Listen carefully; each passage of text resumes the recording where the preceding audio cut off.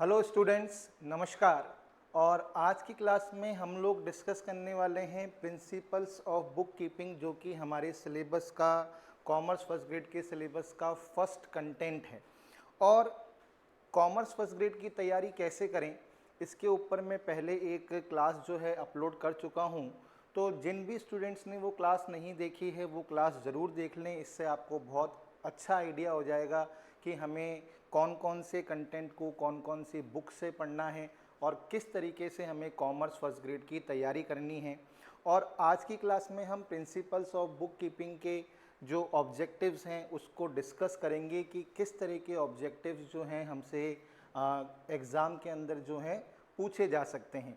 लेकिन इस टॉपिक के अंदर मैं आपको एक बात बताना चाहूँगा कि प्रिंसिपल्स ऑफ बुक कीपिंग का मतलब ये नहीं है कि आप केवल जो अकाउंटिंग प्रिंसिपल्स हैं उन्हीं को प्रिपेयर करके एग्ज़ाम के अंदर चले जाएं। इस वाले कंटेंट के अंदर सबसे पहले मैं आपको बताना चाहूँगा कि हमें इस वाले टॉपिक के अंदर मेनली किन किन टॉपिक्स को कवर करना है, वो हमारे लिए एक इम्पॉर्टेंट जो है पॉइंट है।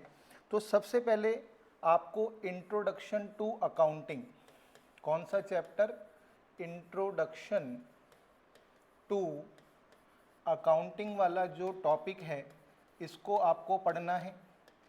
इसके बाद आपको basic terms of accounting, accounting की जितनी भी बेसिक टर्म्स है उनको कवर करना है। बेसिक टर्म्स ऑफ अकाउंटिंग आपको ये वाला टॉपिक भी कवर करना है। उसके बाद प्रिंसिपल्स ऑफ बुक कीपिंग, आपको ये टॉपिक भी कवर करना है। यानी कि इस एक टॉपिक के अंदर आपको मेनली इन सभी टॉपिक्स को एग्ज़ाम में कवर करके जाना है, जो मैं यहाँ पर आपको बता रहा हूँ। प्रिंसिपल्स ऑफ बुक कीपिंग, इसके बाद हम बात करेंगे rules of debit and credit. Rules of debit and credit, ये वाला टॉपिक भी आपको कवर करना है। अकाउंटिंग इक्वेशन, अकाउंटिंग इक्वेशन भी जो है वो भी आपको कवर करना है। फिर नेक्स्ट टॉपिक है वाउचर्स, वाउचर्स वाला टॉपिक भी जो आपको है कवर करना है। और लास्ट में journal and laser, journal and laser. तो यानी कि हमारे सिलेबस के इस फर्स्ट कंटेंट के अंदर हम लोगों को 7 चैप्टर्स जो हैं प्रिपेयर करने हैं एग्ज़ाम के पॉइंट ऑफ व्यू से। तो आपको ये बिल्कुल भी नहीं समझना है कि आपको केवल जो बुक कीपिंग के प्रिंसिपल्स हैं केवल आपको वही प्रिपेयर करने हैं। इस एक कंटेंट के अंदर 60 टॉपिक जो हैं आपको क्या करने हैं, कवर करने हैं। और इन 60 टॉपिक से रिलेटेड जो भी क्वेश्चंस एग्ज़ाम में हमसे पुटअप किए जा सकते हैं या जिस तरह के क्वेश्चंस हमसे एग्ज़ाम में पुटअप किए जा सकते हैं उसी को लेकर मैंने ये क्लास डिज़ाइन करी है।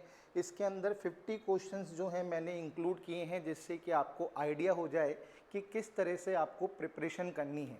तो चलिए हम क्लास को स्टार्ट करते हैं।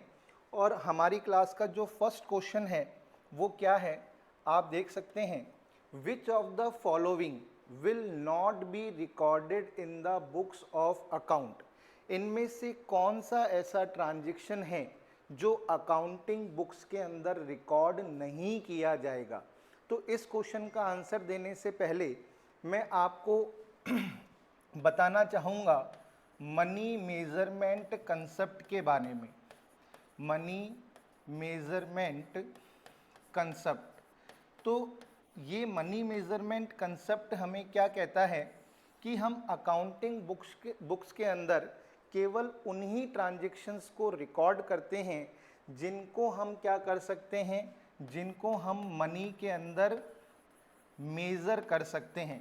यानी कि अकाउंटिंग बुक्स के अंदर केवल उन्हीं ट्रांजैक्शंस को रिकॉर्ड किया जाएगा जिनको मनी के अंदर क्या किया जा सकता हो, मेज़र किया जा सकता हो, यानी कि उनका मनी के अंदर मेज़रमेंट पॉसिबल हो।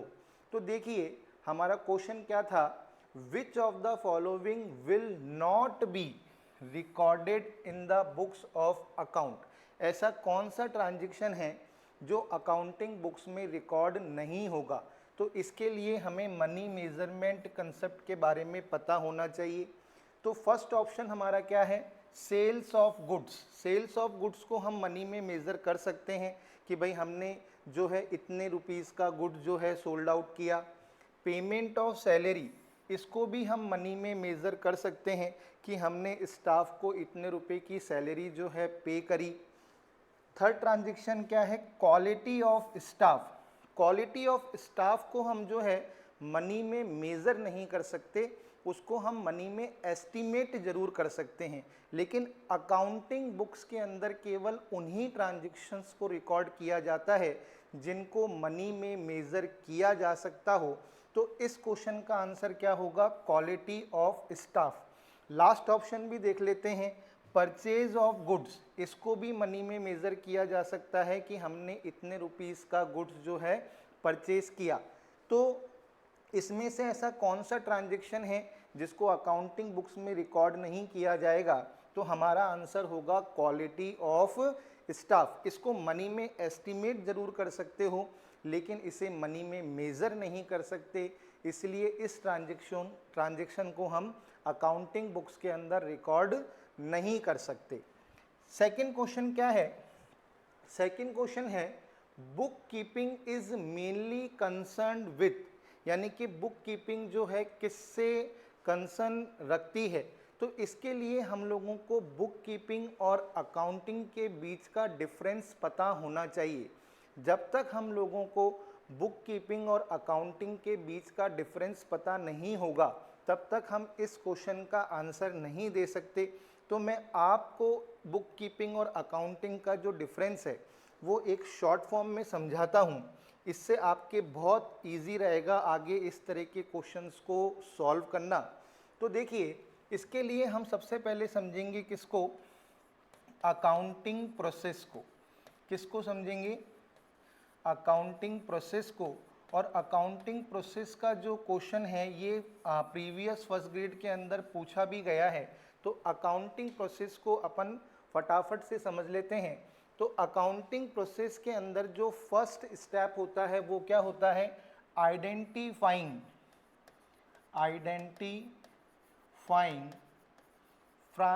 Financial events, identifying financial events और ट्रांजैक्शंस। तो सबसे पहले हमें क्या करना पड़ता है, ऐसे ट्रांजैक्शंस जिनको मनी के अंदर मेज़र करना पॉसिबल होता है हम उनको सेलेक्ट करते हैं। तो आइडेंटिफाई करने के बाद जो अकाउंटिंग प्रोसेस में जो नेक्स्ट स्टेप होता है वो क्या होता है, रिकॉर्डिंग, यानी कि ट्रांजैक्शन को क्या करना, रिकॉर्ड करना। अब रिकॉर्ड या तो हम किस में करते हैं, जर्नल के अंदर करते हैं, या फिर अगर हमारे ट्रांजैक्शंस बहुत ज़्यादा हैं तो हम रिकॉर्ड करने के लिए यूज़ करते हैं सब्सिडरी बुक्स को। रिकॉर्डिंग के बाद जो नेक्स्ट स्टेप होता है वो क्या होता है, वो होता है क्लासीफाइंग। क्या होता है, क्लासीफाइंग। और क्लासीफाइंग हम किस में करते हैं, यानी कि इसका मतलब होता है क्लासीफाइंग हम करते हैं लेज़र के अंदर। किस में करते हैं, लेज़र में। क्लासीफाइंग करने के बाद जो नेक्स्ट स्टेप होता है वो क्या होता है, समराइजिंग। क्या होता है, समराइजिंग। और समराइजिंग का मतलब क्या होता है, समराइजिंग का मतलब होता है ट्रायल बैलेंस प्रिपेयर करना। समराइजिंग का मतलब क्या होता है, ट्रायल बैलेंस प्रिपेयर करना, trading and profit and loss account को प्रिपेयर करना, और बैलेंस शीट को प्रिपेयर करना।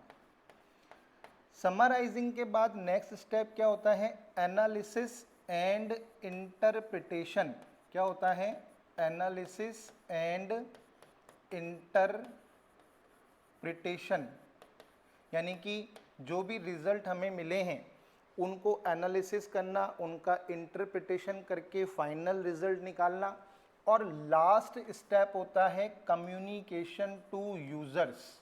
कम्युनिकेशन टू यूजर्स, ये लास्ट स्टेप होता है। और इस तरीके से अकाउंटिंग का प्रोसेस जो है चलता रहता है। तो ये तो अकाउंटिंग का प्रोसेस होता है। अब इसके अंदर अगर हम बुक कीपिंग और अकाउंटिंग को डिफरेंशिएट करने की कोशिश करें तो देखिए, जो फर्स्ट स्टेप है, जो सेकंड स्टेप है और जो थर्ड स्टेप है, फर्स्ट सेकंड और जो थर्ड स्टेप है, यानी कि फर्स्ट सेकंड और थर्ड स्टेप जो है ये किसके अंदर आता है? बुक कीपिंग के अंदर आता है। फर्स्ट सेकंड और थर्ड स्टेप किसके अंतर्गत आता है? बुक कीपिंग के अंदर आता है। यानी कि बिजनेस ट्रांजैक्शन को आइडेंटिफाई करके रिकॉर्ड करना और उनका क्लासिफिकेशन करना कहलाता है बुक कीपिंग। और 4, 5 और 6th स्टेप जो है, यानी कि 4th स्टेप, 5th स्टेप और 6th स्टेप जो है ये किसके अंदर आता है? अकाउंटिंग के अंदर आता है। यानी कि अकाउंटिंग का मीनिंग क्या होता है? समराइजिंग करना, एनालिसिस करना, इंटरप्रिटेशन करना और रिजल्ट को यूजर्स तक क्या करना? कम्युनिकेट करना, ये कहलाता है अकाउंटिंग। तो यहाँ पर हमसे क्वेश्चन क्या पूछा गया? यहाँ पर हमसे क्वेश्चन पूछा गया कि बुक कीपिंग मेनली किससे कंसर्न रखती है? तो यहाँ पर देखिए सही आंसर क्या होगा? Recording financial data relating to business operation, designing for system, recording, classifying and summarizing, interpreting data for internal and external users, all of the above। तो देखिए सेकंड और थर्ड ऑप्शन नहीं हो सकता, क्योंकि सेकंड और थर्ड ऑप्शन के अंदर पॉइंट आ गया समराइजिंग, और interpretation of data for internal and external users ये भी अकाउंटिंग का पार्ट है। तो हमारा जो फर्स्ट ऑप्शन है, recording financial data relating to business operations, ये जो है किससे संबंधित है? बुक कीपिंग से इसका रिलेशन है। तो हमारा फर्स्ट ऑप्शन जो है वो बिल्कुल सही होगा कि बुक कीपिंग जो है मेनली किससे कंसर्न करती है? फाइनेंशियल डेटा जो भी बिजनेस से रिलेटेड होता है उसको रिकॉर्ड करना और उसका क्लासिफिकेशन करना ही बुक कीपिंग कहलाता है। तो हमारा फर्स्ट ऑप्शन जो है वो बिल्कुल क्लियर होगा। सेकंड क्यों नहीं होगा? क्योंकि इसमें समराइजिंग आ गया, और थर्ड पॉइंट के अंदर जो है थर्ड ऑप्शन में जो है इंटरप्रिटेशन वर्ड आ गया, और सेकंड और थर्ड ऑप्शन का जो रिलेशन है वो बुक कीपिंग से नहीं है, वो अकाउंटिंग से है। तो हमारा फर्स्ट ऑप्शन जो है वो बिल्कुल क्या है? करेक्ट है। अब हम बात करते हैं हमारे थर्ड क्वेश्चन की, लेकिन उससे पहले एक इन्फॉर्मेशन है आप लोगों के लिए कि मैंने जो है इंग्लिश मीडियम के स्टूडेंट्स के लिए जो भी कॉमर्स फर्स्ट ग्रेड की तैयारी कर रहे हैं उनके लिए एक लाइव बैच जो है डिज़ाइन किया है। जो भी बच्चे इस बैच से जुड़ना चाहते हैं वो सीसी मंत्रा का जो ऐप है उसको गूगल प्ले स्टोर से डाउनलोड कर सकते हैं और इस कोर्स को आप जो है परचेज़ कर सकते हैं। ये इंग्लिश मीडियम के स्टूडेंट्स के लिए एक सेपरेट बैच जो है मैंने बनाया है। इसके अंदर आप लोगों को live classes, recorded classes, class PDF notes और ऑनलाइन टेस्ट सीरीज़, ये सारी की सारी जो चीज़ें हैं आपको अवेलेबल होंगी। तो जो भी स्टूडेंट इस कोर्स से जुड़ना चाहता है वो इस कोर्स को परचेज़ कर लीजिए। इस कोर्स को परचेज़ करने के लिए आप लोग जो हैं गूगल प्ले स्टोर से सीसी मंत्रा ऐप को डाउनलोड कर लीजिए। और एक इन्फॉर्मेशन और आप लोगों के लिए कि यदि आप क्लास पीडीएफ नोट्स चाहते हैं तो आप हमारे सीसी मंत्रा के टेलीग्राम चैनल को ज्वाइन कर लीजिए। वहाँ पर आपको इन क्लासेस के जो पीडीएफ नोट्स हैं वो अवेलेबल हो जाएंगे। तो जो भी स्टूडेंट इच्छुक है कि भाई वो सेपरेट तैयारी करना चाहता है, इंग्लिश मीडियम से प्रिपेयर करना चाहता है, प्रिपरेशन करना चाहता है, तो वो इस कोर्स को परचेज कर सकता है। थर्ड क्वेश्चन देखिए, which is the last step of accounting as a process of information, यानी कि इंफॉर्मेशन के प्रोसेस के अंदर अकाउंटिंग प्रोसेस का लास्ट स्टेप कौन सा है। तो मैंने अभी आप लोगों को पूरा अकाउंटिंग प्रोसेस समझाया और अकाउंटिंग प्रोसेस के अंदर मैंने आप लोगों को बताया कि हमारा लास्ट स्टेप कौन सा है? Communication to users. हमारा लास्ट स्टेप कौन सा है अकाउंटिंग प्रोसेस का, कि जो भी रिजल्ट हमने एनालिसिस किए हैं, इंटरप्रिटेट किए हैं, उनको यूजर्स तक क्या करना, कम्युनिकेट करना। तो यानी कि हमारे इस क्वेश्चन का आंसर क्या होगा कि अकाउंटिंग प्रोसेस का जो लास्ट स्टेप हमसे पूछा गया है वो क्या होगा, कम्युनिकेशन ऑफ इंफॉर्मेशन। यानी कि जो भी इंफॉर्मेशन हमने फाइंड आउट की है एनालिसिस करके, इंटरप्रिटेट करके, उनको इंटरनल और एक्सटर्नल यूजर्स तक क्या करना, कम्युनिकेट करना। फोर्थ क्वेश्चन देखिए, फोर्थ क्वेश्चन क्या है, the basic function of financial accounting is. अब देखिए यहाँ पर अकाउंटिंग वर्ड यूज नहीं कर रहा है, यहाँ पर वर्ड यूज किया जा रहा है फाइनेंशियल अकाउंटिंग। तो अगर हम अकाउंटिंग की बात करें तो अकाउंटिंग बेसिकली 3 टाइप्स की होती हैं। अकाउंटिंग के कितने टाइप्स होते हैं, अकाउंटिंग के 3 टाइप्स होते हैं। कौन कौन से होते हैं, अगर हम बात करें तो एक होती है फाइनेंशियल अकाउंटिंग। कौन सी होती है, एक होती है फाइनेंशियल अकाउंटिंग, एक होती है मैनेजमेंट अकाउंटिंग, और एक होती है कॉस्ट अकाउंटिंग। तो अकाउंटिंग के कितने टाइप होते हैं, अकाउंटिंग के 3 टाइप होते हैं।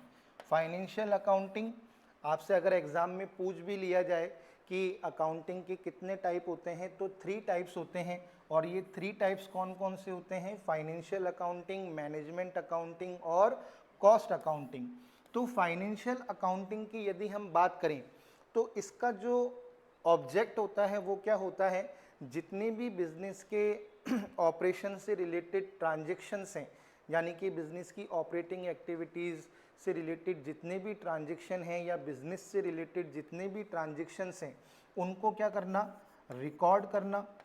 और फाइनेंशियल ईयर के एंड के अंदर प्रॉफिट एंड लॉस को क्या करना, फाइंड आउट करना, और बिजनेस की फाइनेंशियल पोजीशंस को क्या करना, निकालना। यानी कि बिजनेस ट्रांजैक्शंस को रिकॉर्ड करके फाइनेंशियल ईयर के एंड में बिजनेस के प्रॉफिट एंड लॉस को फाइंड आउट करना और बिजनेस की फाइनेंशियल पोजीशन को निकालना, ये फाइनेंशियल अकाउंटिंग का क्या होता है, मेन ऑब्जेक्ट होता है। मैनेजमेंट अकाउंटिंग का मतलब क्या होता है, मैनेजमेंट अकाउंटिंग का मतलब होता है जो भी रिजल्ट हमें फाइनेंशियल अकाउंटिंग से मिले हैं उनको एनालिसिस करना, उनको क्या करना, एनालिसिस करना, उनका इंटरप्रिटेशन करना, और जो मैनेजमेंट है उसकी डिसीजन मेकिंग के अंदर क्या करना, हेल्प करना या मैनेजमेंट को असिस्ट करना, ये मैनेजमेंट अकाउंटिंग का ऑब्जेक्ट होता है। कॉस्ट अकाउंटिंग का ऑब्जेक्ट क्या होता है, पर यूनिट कॉस्ट जो होती है उसको क्या करना, पर यूनिट कॉस्ट को आइडेंटिफाई करना, पर यूनिट कॉस्ट को आइडेंटिफाई करना और उसको कंट्रोल करना, ये कॉस्ट अकाउंटिंग का ऑब्जेक्ट होता है। तो हमारा क्वेश्चन क्या है, the basic function of financial accounting is to record all business transactions, interpretation financial data, assist the management, none of the above. तो देखिए अगर मैं इंटरप्रिटेशन की और असिस्ट द मैनेजमेंट की बात करूं तो ये तो मैनेजमेंट अकाउंटिंग का फंक्शन हो गया। और हमसे पूछा गया है कि फाइनेंशियल अकाउंटिंग का बेसिक फंक्शन क्या है, तो फाइनेंशियल अकाउंटिंग का बेसिक फंक्शन आप लोग देख सकते हैं, record all the business transaction and find out the profit and loss of the business and the financial position of the business. तो हमारा आंसर क्या होगा, A point, the basic function of financial accounting is to record all business transactions. तो ये इसका answer होगा। Next question देखिए, next question क्या है, transaction are posted into ledger account from, यानी कि लेजर अकाउंट के अंदर जो पोस्टिंग है वो कहाँ से की जाती है। तो देखिए इसका आंसर वाउचर्स नहीं हो सकता, क्योंकि वाउचर्स से तो जर्नल के अंदर एंट्री की जाती है। तो लेज़र अकाउंट हमेशा जो हैं वो किस बुक से बनाए जाते हैं, जर्नल बुक से बनाए जाते हैं, यानी कि जर्नल से लेज़र के अंदर क्या की जाती है, पोस्टिंग की जाती है। और ये बहुत ही इजी क्वेश्चन था। बैंक स्टेटमेंट से हम लेज़र अकाउंट में पोस्टिंग नहीं करते, क्योंकि बैंक स्टेटमेंट बैंक के थ्रू प्रिपेयर किया जाता है।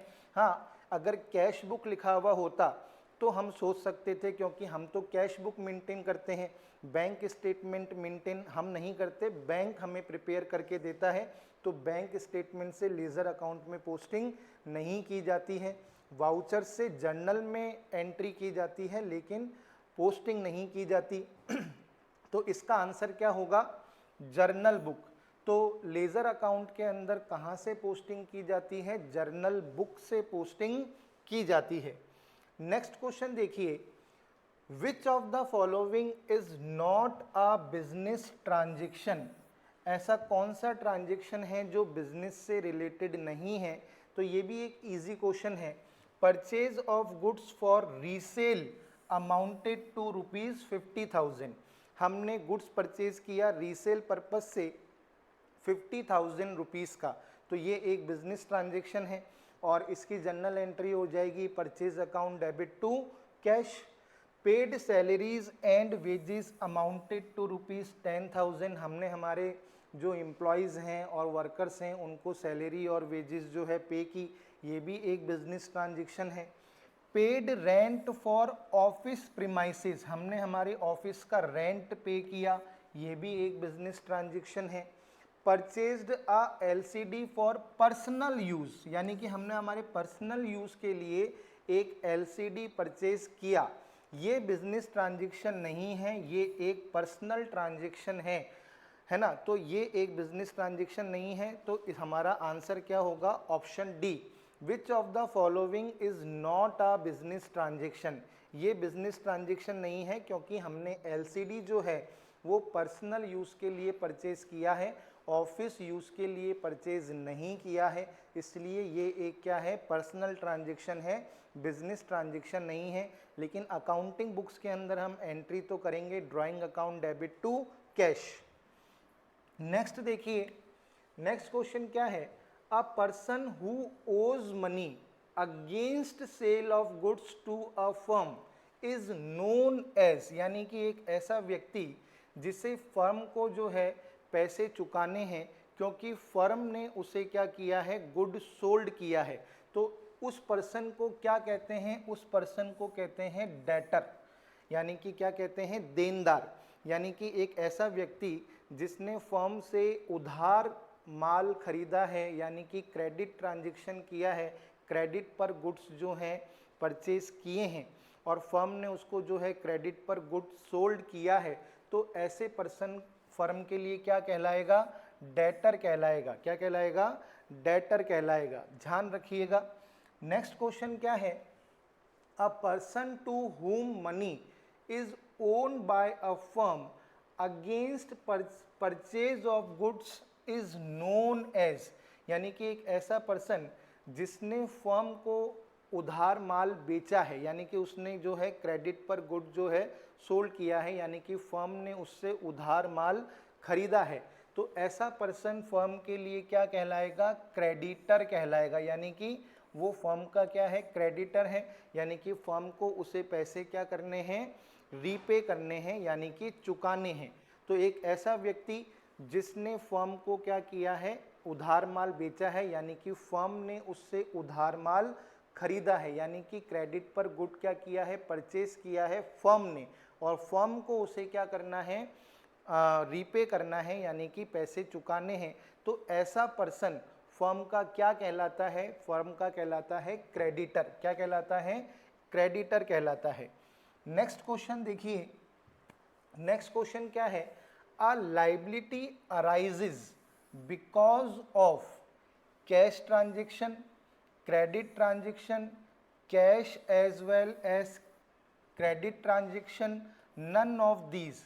तो लाइबिलिटी हमेशा जो है क्रेडिट ट्रांजेक्शन्स के कारण क्या होती है, अराइज होती है।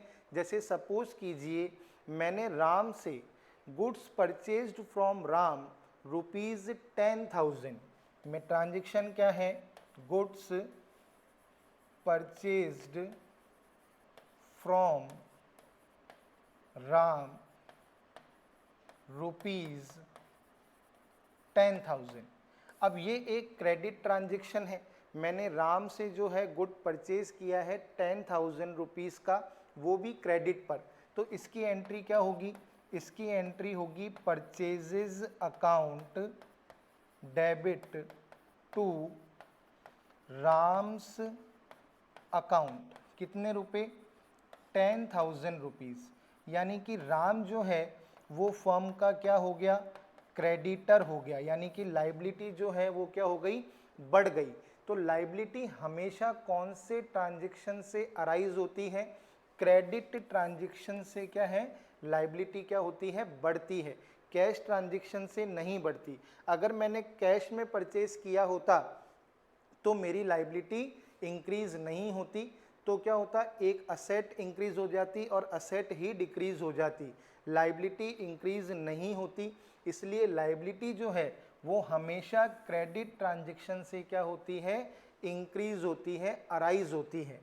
नेक्स्ट क्वेश्चन देखिए, नेक्स्ट क्वेश्चन क्या है, the amount invested by the proprietor in a business is termed as, यानी कि फर्म का प्रोप्राइटर फर्म के अंदर जो मनी इन्वेस्ट करता है उसे क्या कहते हैं। तो इसका आंसर तो आप सभी दे सकते हैं, उसे क्या कहते हैं, कैपिटल कहते हैं। क्या कहते हैं, कैपिटल कहते हैं। कैश कोई टर्म होती नहीं है। ड्राइंग्स, अगर फर्म का प्रोप्राइटर फर्म से पर्सनल यूज़ के लिए असेट या गुड्स को क्या करता है, विड्रॉन करता है, तो उसे ड्राइंग्स कहते हैं। रेवेन्यू, यानी कि फर्म के पास बिजनेस एक्टिविटीज़ या ऑपरेटिंग एक्टिविटीज़ को करने से जो मनी इनफ्लो होता है उसे रेवेन्यू कहते हैं। तो लेकिन यहाँ पर बात क्या की जा रही है कि फर्म का जो प्रोप्राइटर है वो फर्म के अंदर जो अमाउंट इन्वेस्ट करता है उसे क्या कहते हैं। तो फर्म के प्रोप्राइटर के थ्रू जो भी मनी बिजनेस के अंदर इन्वेस्ट की जाती है उसे हम कैपिटल कहते हैं। और यदि फाइनेंशियल ईयर के मिड में या कभी भी जो प्रोप्राइटर अगर फर्म के अंदर मनी इन्वेस्ट करता है तो वो एडिशनल कैपिटल कहलाती है। क्या कहलाती है, एडिशनल कैपिटल। कैपिटल हमेशा बिजनेस के लिए क्या होती है, एक इंटरनल लाइबिलिटी होती है। क्या होती है, इंटरनल लाइबिलिटी होती है। और इसे कौन सी लाइबिलिटी के अंदर कंसर्न किया जाता है, लॉन्ग टर्म लाइबिलिटी। ये बिजनेस की एक क्या होती है, लॉन्ग टर्म लाइबिलिटी होती है, क्योंकि इसे रीपे तभी किया जाता है जब बिजनेस को क्या किया जाता है, एंड किया जाता है, उससे पहले कैपिटल नहीं लौटाई जाती। तो फर्म के प्रोप्राइटर के थ्रू बिजनेस के अंदर जो मनी इन्वेस्ट की जाती है उसे हम क्या कहते हैं, कैपिटल कहते हैं। नेक्स्ट क्वेश्चन देखिए, नेक्स्ट क्वेश्चन क्या है, bank overdraft is a, bank overdraft क्या है, शॉर्ट टर्म लाइबिलिटी है, लॉन्ग टर्म लाइबिलिटी है, बोथ ए एंड बी, या कंटिंजेंट लाइबिलिटी है। तो देखिए कंटिंजेंट लाइबिलिटी एक इम्पॉर्टेंट पॉइंट है, मैं आपको यहाँ पर समझाना चाहूँगा। कंटिंजेंट लाइबिलिटी एक ऐसी लाइबिलिटी होती है जो अराइज हो भी सकती है और नहीं भी। जैसे फॉर एन एग्जाम्पल, फर्म के ऊपर एक कोर्ट के अंदर एक केस चल रहा है, अगर फर्म वो केस हार जाती है तो फर्म को 50,000 रुपीज़ का कंपनसेशन पे करना पड़ेगा। लेकिन अगर फर्म वो केस जीत जाती है तो फर्म को 50,000 रुपीज़ का कंपनसेशन पे नहीं करना पड़ेगा। यानी कि ये एक ऐसी लाइबिलिटी है जो इन फ्यूचर अराइज हो भी सकती है और नहीं भी हो सकती है। तो ऐसी लाइबिलिटी को क्या कहा जाता है, कंटिंजेंट लाइबिलिटी कहा जाता है। और फुल्ली डिस्क्लोजर कंसेप्ट के अकॉर्डिंग ऐसी लाइबिलिटी को बैलेंस शीट के नीचे फुट नोट में दिखाया जाता है। बहुत ही इम्पॉर्टेंट चीज़ है जो मैंने आपको बताई और ये फर्स्ट ग्रेड में पूछी भी गई है। तो कंटिंजेंट लाइबिलिटी एक ऐसी लाइबिलिटी होती है जो अराइज हो भी सकती है और नहीं भी हो सकती है, और इसे बैलेंस शीट के नीचे फुट नोट के रूप में दिखाते हैं फुल्ली डिस्क्लोजर कंसेप्ट के अकॉर्डिंग। अब हम बात करते हैं शॉर्ट टर्म और लॉन्ग टर्म लाइबिलिटी की। तो लाइबिलिटी को यदि हम लॉन्ग टर्म और शॉर्ट टर्म के अंदर डिवाइड करें तो ये आप यहाँ पर समझ लीजिए कि लॉन्ग टर्म लाइबिलिटी और short term liability. Long term liability वो होती है जिसे आपको 1 साल के बाद चुकाना है, यानी कि पे आफ्टर 1 ईयर, पे आफ्टर 1 ईयर। और शॉर्ट टर्म लाइबिलिटी क्या होती है? पे विद इन अ ईयर, यानी कि जिसका पेमेंट हमें 1 साल के अंदर करना है। पे विद इन अ ईयर, यानी कि फाइनेंशियल ईयर के अंदर जिसका हमें पेमेंट करना है वो शॉर्ट टर्म लाइबिलिटी होती है। यदि मैं लॉन्ग टर्म लाइबिलिटी की बात करूं तो इसके अंदर किस किस को कंसीडर किया जाता है, तो देखिए, एक तो लॉन्ग टर्म लोन, यानी कि ऐसा लोन जो हमने 1 साल से ज़्यादा पीरियड के लिए लिया है, 5 साल का, 10 लाख का, यानी कि मशीनरी को परचेज़ करने के लिए, बिल्डिंग को परचेज़ करने के लिए, व्हीकल को परचेज़ करने के लिए जो है हम लॉन्ग टर्म लोन जो है वो लेते हैं। क्या लेते हैं? लॉन्ग टर्म लोन लेते हैं। इसके अलावा प्रेफरेंस शेयर कैपिटल, एक कंपनी जो है प्रेफरेंस शेयर कैपिटल इशू कर कर जो है जो मनी गेन करती है या मनी इनफ्लो करती है उसको हम प्रेफरेंस शेयर कैपिटल कहते हैं। और प्रेफरेंस शेयर्स का जो रीपेमेंट है वो कंपनी को 20 ईयर्स के अंदर करना ही पड़ता है। तो प्रेफरेंस शेयर कैपिटल जो है वो एक लॉन्ग टर्म लाइबिलिटी के अंदर कंसीडर की जाती है। इसके अलावा equity share capital, company equity shares issue करके जो कैपिटल जो है अराइज करती है उसको हम इक्विटी शेयर कैपिटल कहते हैं। और इस शेयर्स के जो होल्डर होते हैं वो कंपनी के क्या कहलाते हैं? ऑनर्स कहलाते हैं। और इक्विटी शेयर कैपिटल का रीपेमेंट तभी किया जाता है जब कंपनी को क्लोज किया जाता है। तो कंपनी जब तक चल रही है तब तक इक्विटी शेयर कैपिटल को जो है रिडीम नहीं किया जाएगा। प्रेफरेंस शेयर कैपिटल को 20 ईयर्स के अंदर क्या करना पड़ता है? रिडीम करना पड़ता है। इसके अलावा डिबेंचर्स, यानी कि कंपनी डिबेंचर्स इशू करके जो मनी अराइज करती है वो भी क्या कहलाती है? लॉन्ग टर्म लाइबिलिटी कहलाती है। और डिबेंचर्स का रिडम्पशन भी 1 साल के बाद ही किया जाता है।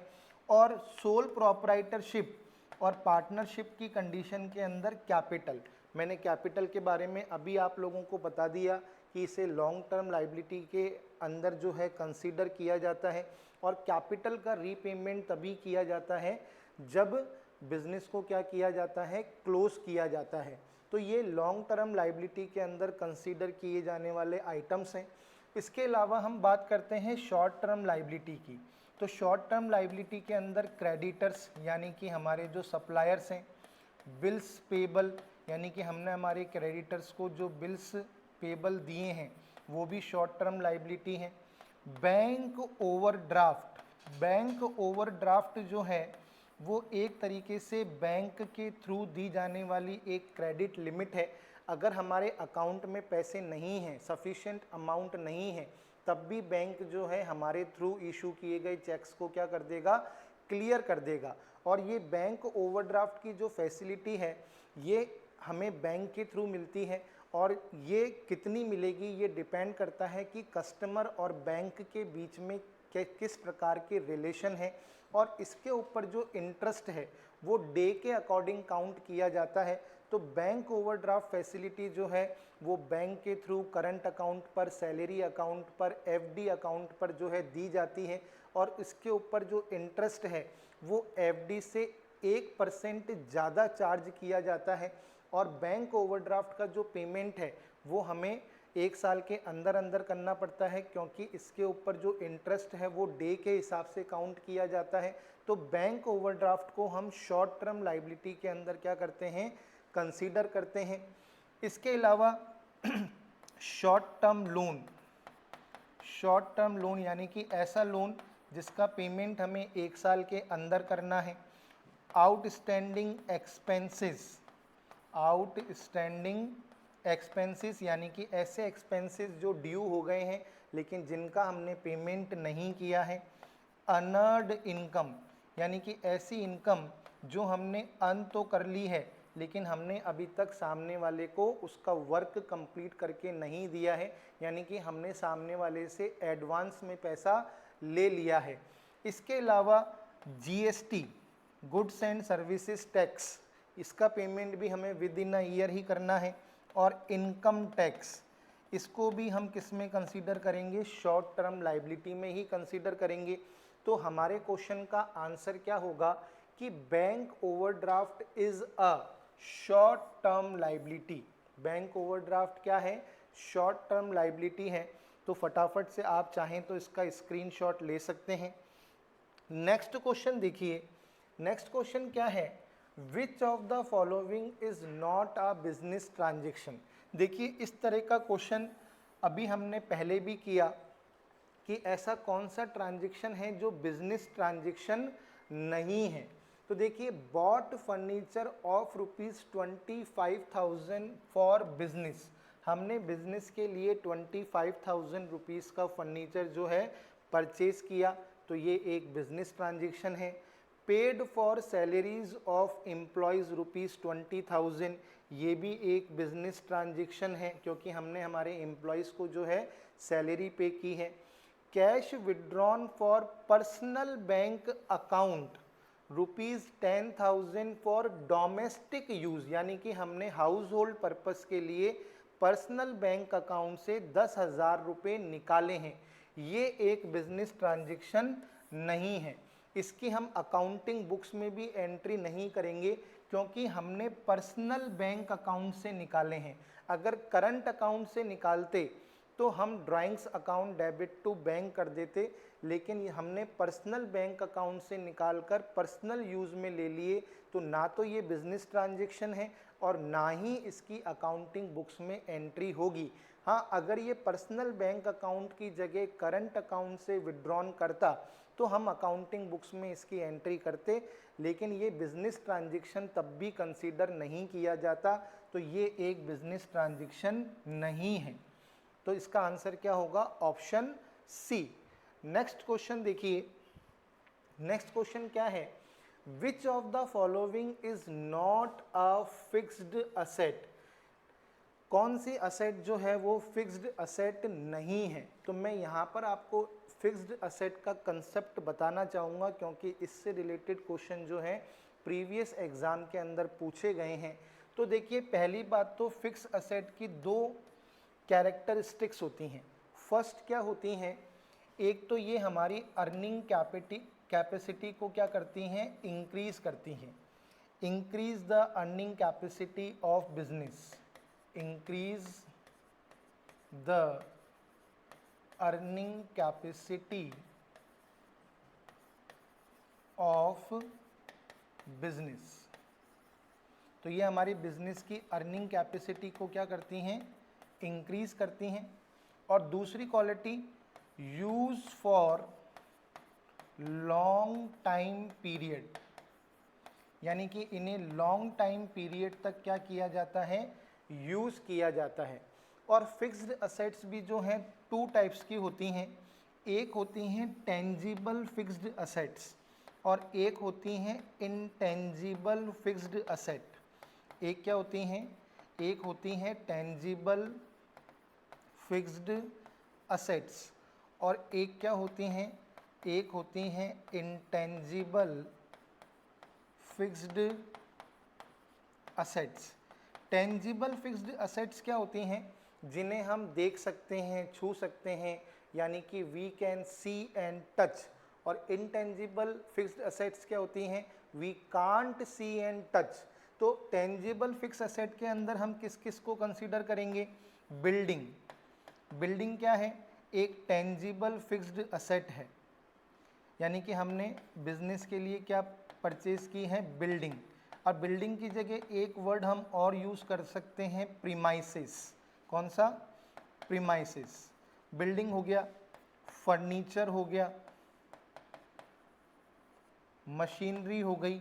मशीनरी की जगह एक वर्ड और लिखा हुआ आ सकता है प्लांट, यानी कि प्लांट, यानी कि ग्रुप ऑफ मशीनरी को हम क्या कहते हैं, प्लांट, है ना।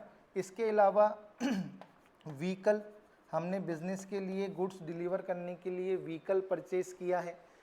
कंप्यूटर, तो ऐसी फिक्स असेट्स जो हमारी बिजनेस कैपेसिटी को इंक्रीज कर रही हैं और बिजनेस में लॉन्ग टाइम पीरियड के लिए हमने परचेज की हैं, उन्हें हम कहते हैं tangible fixed asset. Intangible fix asset के अंदर ध्यान रखिएगा patent, copyright, patent, copyright, trademark, computer software और गुडविल, ये कौन सी फिक्स्ड असेट हैं, इनटेंजिबल फिक्स्ड असेट हैं। अगर हमने कोई इनोवेशन किया है और उस इनोवेशन को हमने पेटेंट करा लिया तो वो हमारे लिए फिक्स्ड असेट में क्या हो जाता है, कन्वर्ट हो जाती है। कॉपीराइट, कॉपीराइट हमेशा जो है बुक्स के ऊपर, हमने कोई बुक लिखी है और हमने उसका कॉपीराइट ले लिया, या हमने कोई टेलीविज़न सीरियल या हमने कोई जो है फिल्म जो है प्रोड्यूस करी है और हमने उसका कॉपीराइट करा लिया, है ना। ट्रेडमार्क, हमने हमारे बिजनेस के लिए कोई ट्रेडमार्क या सिंबल टाइप का जनरेट किया है, जैसे गट्टू फॉर एशियन पेंट्स, है ना, मोर, पिकॉक, यानी पिकॉक किसका है, रिलायंस का। तो ऐसे ट्रेडमार्क, नाइकी का हम देखते हैं राइट का निशान, तो वो ट्रेडमार्क है, हमने ट्रेडमार्क रजिस्टर्ड करा लिया। हमने हमारी कंपनी के कोई मैनेजमेंट को मैनेज करने के लिए कोई कंप्यूटर सॉफ्टवेयर डेवलप कराया है, और हमने किसी बिजनेस को परचेज़ किया और साथ ही साथ उसकी गुडविल को भी हमने परचेज़ किया। तो बैलेंस शीट के अंदर हमेशा गुडविल, परचेज गुडविल को दिखाया जाता है, जनरेटेड गुडविल को नहीं दिखाया जाता। अगर हमने किसी बिजनेस की गुडविल को परचेज किया है तो वो गुडविल हमारे लिए किस तरह की असेट होगी, इनटेंजिबल फिक्स्ड असेट। तो ध्यान रखिएगा patent, copyright, trademark, computer software, goodwill, ये सब क्या कहलाती हैं, इनटेंजिबल फिक्स्ड असेट्स कहलाती हैं। तो फिक्स्ड असेट्स जो हैं ये टू टाइप्स की होती हैं, टेंजिबल और इनटेंजिबल। तो हमसे क्वेश्चन क्या पूछा जा रहा है, which of the following is not a fixed asset. तो देखिए बिल्डिंग फिक्स असेट है, प्लांट एंड मशीनरी भी फिक्स्ड असेट है, फर्नीचर भी फिक्स्ड असेट है। बैलेंस विथ बैंक, यानी कि हमारा जो बैंक में डिपॉजिट कैश है ये फिक्स्ड असेट नहीं है। ये किस तरह की असेट है, ये करंट असेट्स है। क्या है, ये एक करंट असेट है। तो यानी कि हमारा आंसर क्या होगा, balance with bank. Balance with bank जो है ये फिक्स्ड असेट नहीं है, ये क्या है, करंट असेट है। तो ऑप्शन सी जो है वो इसका क्या है, राइट आंसर है। नेक्स्ट क्वेश्चन देखिए, नेक्स्ट क्वेश्चन क्या है, which of the following is not a long term liability. अभी मैंने आप लोगों को लॉन्ग टर्म लाइबिलिटी और शॉर्ट टर्म लाइबिलिटी के बारे में बताया। तो हम देखते हैं क्रेडिटर्स, ये तो शॉर्ट टर्म लाइबिलिटी है ना। Term loan long term liability है, डिवेंचर लॉन्ग टर्म लाइबिलिटी है, कैपिटल लॉन्ग टर्म लाइबिलिटी है। तो हमसे क्या पूछा गया है, which of the following is not a long term liability. तो क्रेडिटर्स जो हैं ये शॉर्ट टर्म लाइबिलिटी के अंदर आते हैं, लॉन्ग टर्म लाइबिलिटी के अंदर नहीं आते। तो इसका आंसर क्या होगा, ऑप्शन ए। नेक्स्ट क्वेश्चन देखिए, which of the following transaction is not a financial character. तो इसके अंदर मनी मेजरमेंट कंसेप्ट जो है मैंने आप लोगों को सिखाया कि मनी मेजरमेंट कंसेप्ट के अकॉर्डिंग उसी ट्रांजेक्शन को हम अकाउंटिंग बुक्स में रिकॉर्ड करते हैं जिसे मनी में मेज़र करना क्या हो, पॉसिबल हो। तो यहाँ पर हमसे क्वेश्चन क्या पूछ रहा है, which of the following is not of financial character, यानी कि ऐसा कौन सा ट्रांजेक्शन है जिसे मनी में मेज़र नहीं कर सकते। तो purchase of assets on credit, इसे मनी में मेज़र किया जा सकता है। हमने क्रेडिट में मशीनरी परचेज करी, बिल्डिंग परचेज करी, व्हीकल परचेज किया। Purchase of assets for cash, हमने कैश में असेट परचेज की, इसे भी हम मनी के अंदर क्या कर सकते हैं, मेज़र कर सकते हैं। Withdrawing of money by proprietor from business, इस बिजनेस के ओनर ने अपने पर्सनल यूज़ के लिए बिजनेस से मनी को विड्रॉल किया, इसे भी हम मनी में मेज़र कर सकते हैं। स्ट्राइक बाय एम्प्लॉयज़, इसे मनी में मेज़र नहीं किया जा सकता, तो हमारा आंसर क्या होगा, option D, strike by employees. इसे मनी में मेज़र करना पॉसिबल नहीं है, यानी कि मजदूरों ने, कर्मचारियों ने क्या करा, हड़ताल कर दी, तो इसे आप मनी में कैसे मेज़र कर सकते हो, तो हमारा आंसर होगा ऑप्शन डी, ये ट्रांजैक्शन जो है फाइनेंशियल कैरेक्टर वाला नहीं है। नेक्स्ट क्वेश्चन देखिए, नेक्स्ट क्वेश्चन क्या है, purchase refers to the buying of, यानी कि परचेज वर्ड कब यूज किया जाता है, तो ध्यान रखिएगा परचेज वर्ड हमेशा ऐसे गुड्स के लिए यूज किया जाता है जिसे हमने रीसेल पर्पस के लिए खरीदा है। परचेज वर्ड हमेशा ऐसे गुड्स के लिए यूज किया जाता है जिसे आपने किसके लिए खरीदा है, रीसेल पर्पस के लिए। तो ये इम्पॉर्टेंट चीज़ है, इम्पॉर्टेंट नोट है कि गुड्स, ऐसे गुड्स के साथ परचेज वर्ड यूज़ किया जाता है जिसे हमने रीसेल पर्पस के लिए खरीदा है। तो यहाँ पर देखिए, स्टेशनरी फॉर ऑफिस यूज़, हमने ऑफिस यूज़ के लिए स्टेशनरी खरीदी है ना, तो इसके साथ हम परचेज वर्ड यूज़ नहीं कर सकते। असेट फॉर द फैक्ट्री, हमने फैक्ट्री के लिए असेट खरीदी, तो इसे भी, इसके साथ भी हम परचेज वर्ड यूज़ नहीं कर सकते। इन्वेस्टमेंट, इन्वेस्टमेंट तो असेट होती है, इसके साथ परचेज वर्ड यूज़ नहीं किया जा सकता। गुड्स फॉर रीसेल, देखिए हमने गुड्स खरीदा है रीसेल पर्पस के लिए, तो इसके साथ हम परचेज वर्ड क्या करेंगे, यूज़ करेंगे। तो purchase refers to the buying of goods, यानी कि परचेज ऐसे गुड्स के लिए यूज़ किया जाता है जिसे आपने रीसेल पर्पस के लिए क्या किया है, परचेज किया है, यानी कि खरीदा है। तो इसका ऑप्शन क्या होगा, राइट ऑप्शन होगा सी। नेक्स्ट क्वेश्चन देखिए, revenue from operations refers to, यानी कि रेवेन्यू फ्रॉम ऑपरेशंस जो वर्ड है ये किससे संबंधित है या किसके लिए यूज़ किया जाता है। तो देखिए रेवेन्यू फ्रॉम ऑपरेशन वर्ड जो है हमेशा ऐसी रेवेन्यू के लिए यूज़ किया जाता है, ध्यान रखिएगा, रेवेन्यू फ्रॉम ऑपरेशन वर्ड हमेशा ऐसी रेवेन्यू के लिए यूज़ किया जाता है जिस रेवेन्यू को हमने ऑपरेटिंग एक्टिविटीज़ के थ्रू क्या किया है, जनरेट किया है। किसके थ्रू जनरेट किया है, ऑपरेटिंग एक्टिविटीज़ के थ्रू क्या किया है, जनरेट किया है। तो रेवेन्यू फ्रॉम ऑपरेशन वर्ड हमेशा ऐसी रेवेन्यू के साथ यूज़ किया जाता है जिस रेवेन्यू को हमने ऑपरेटिंग एक्टिविटीज़ के थ्रू क्या किया है, जनरेट किया है या अर्न किया है। अब ऑपरेटिंग एक्टिविटीज़ जो है ये जो है बिजनेस कंसर्न्स के अकॉर्डिंग जो है अलग अलग हो सकती है। जैसे अगर मैं आपसे बात करूं non financial,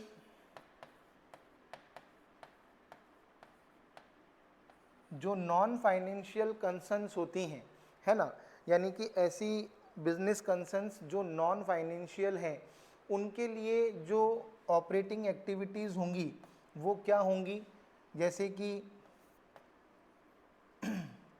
cell of goods, यानी कि उन्होंने गुड्स को बेचकर जो पैसा कमाया वो उनके लिए ऑपरेटिंग एक्टिविटीज़ हैं।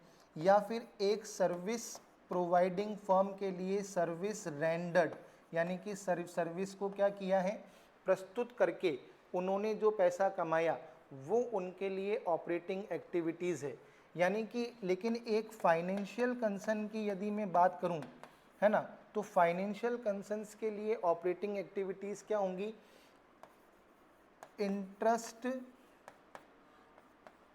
कलेक्ट ऑन लोन, यानी कि जो फाइनेंशियल कंसर्न्स होती हैं वो लोगों को उधार पैसा देती हैं और उसके बदले में उनसे इंटरेस्ट लेती हैं। जैसे कि अपन बात करें बजाज फाइनेंस, बजाज फाइनेंस क्या है, एक फाइनेंशियल कंसर्न है। ये क्या करती है, लोगों को उधार पैसा देती है और उसके ऊपर इंटरेस्ट के थ्रू अपनी इनकम को क्या करती है, जनरेट करती है। तो उसके लिए ऑपरेटिंग एक्टिविटी क्या है, interest collect on loan, interest collect on loan. और एक डिविडेंड रिसीव्ड, डिविडेंड रिसीव्ड, ऐसी कंपनियां क्या करती हैं, दूसरी कंपनीज के अंदर इन्वेस्ट करती हैं, यानी कि उनकी सिक्योरिटीज़ को परचेज करती हैं और उससे जो पैसा डिविडेंड के फॉर्म में कमाती हैं वो इनकी ऐसी रेवेन्यू कहलाती है जो ऑपरेटिंग एक्टिविटीज़ के थ्रू इन्होंने क्या करी है, अर्न करी है। तो इसको एक बार आप वापस समझ लीजिए कि रेवेन्यू फ्रॉम ऑपरेशन, ये वर्ड हमेशा ऐसी रेवेन्यू के साथ यूज़ किया जाता है जो रेवेन्यू आपने ऑपरेटिंग एक्टिविटीज़ के थ्रू क्या करी है, अर्न करी है। अब किस तरह की बिजनेस कंसर्न के लिए कौन सी एक्टिविटी ऑपरेटिंग एक्टिविटी होगी, तो वो मैंने आप लोगों को समझाया कि भाई एक ऐसी बिजनेस कंसर्न जो नॉन फाइनेंशियल कंसर्न है, यानी कि उसका काम है माल बेचना, खरीदना या सर्विसेज प्रोवाइड करना। तो माल को बेचकर या सर्विसेज को प्रोवाइड कर कर वो जो भी पैसा कमाएगी वो उसकी रेवेन्यू फ्रॉम ऑपरेशन कहलाएगी। और एक फाइनेंशियल कंसर्न जो है इंटरेस्ट कलेक्ट करके जो पैसा कमाएगी या डिविडेंड कलेक्ट करके जो पैसा कमाएगी वो उसकी रेवेन्यू फ्रॉम ऑपरेशन कहलाएगी। तो यहाँ पर क्या पूछा जा रहा है हमसे, revenue from operations refers to revenue earn from operating activities. तो फर्स्ट ऑप्शन बिल्कुल राइट है। मैंने आपको पहले ही बता दिया कि रेवेन्यू फ्रॉम ऑपरेशन के अंदर ऐसी रेवेन्यू को कंसर्न किया जाता है जो ऑपरेटिंग एक्टिविटीज़ के थ्रू अर्न की गई है। तो इसका फर्स्ट ऑप्शन जो है वो बिल्कुल करेक्ट है कि revenue from operations refers to revenue earn from operating activities, यानी कि ऑपरेटिंग एक्टिविटीज़ के थ्रू जो भी रेवेन्यू अर्न की है वो रेवेन्यू फ्रॉम ऑपरेशन कहलाती है। नेक्स्ट देखिए, identify the item of revenue from operation of a non financial enterprises out of the following. देखो मैंने आपको ये पहले ही समझा दिया कि नॉन फाइनेंशियल एंटरप्राइजेज जो होती हैं उनकी रेवेन्यू फ्रॉम ऑपरेशंस के अंदर कौन से आइटम को इंक्लूड किया जाएगा।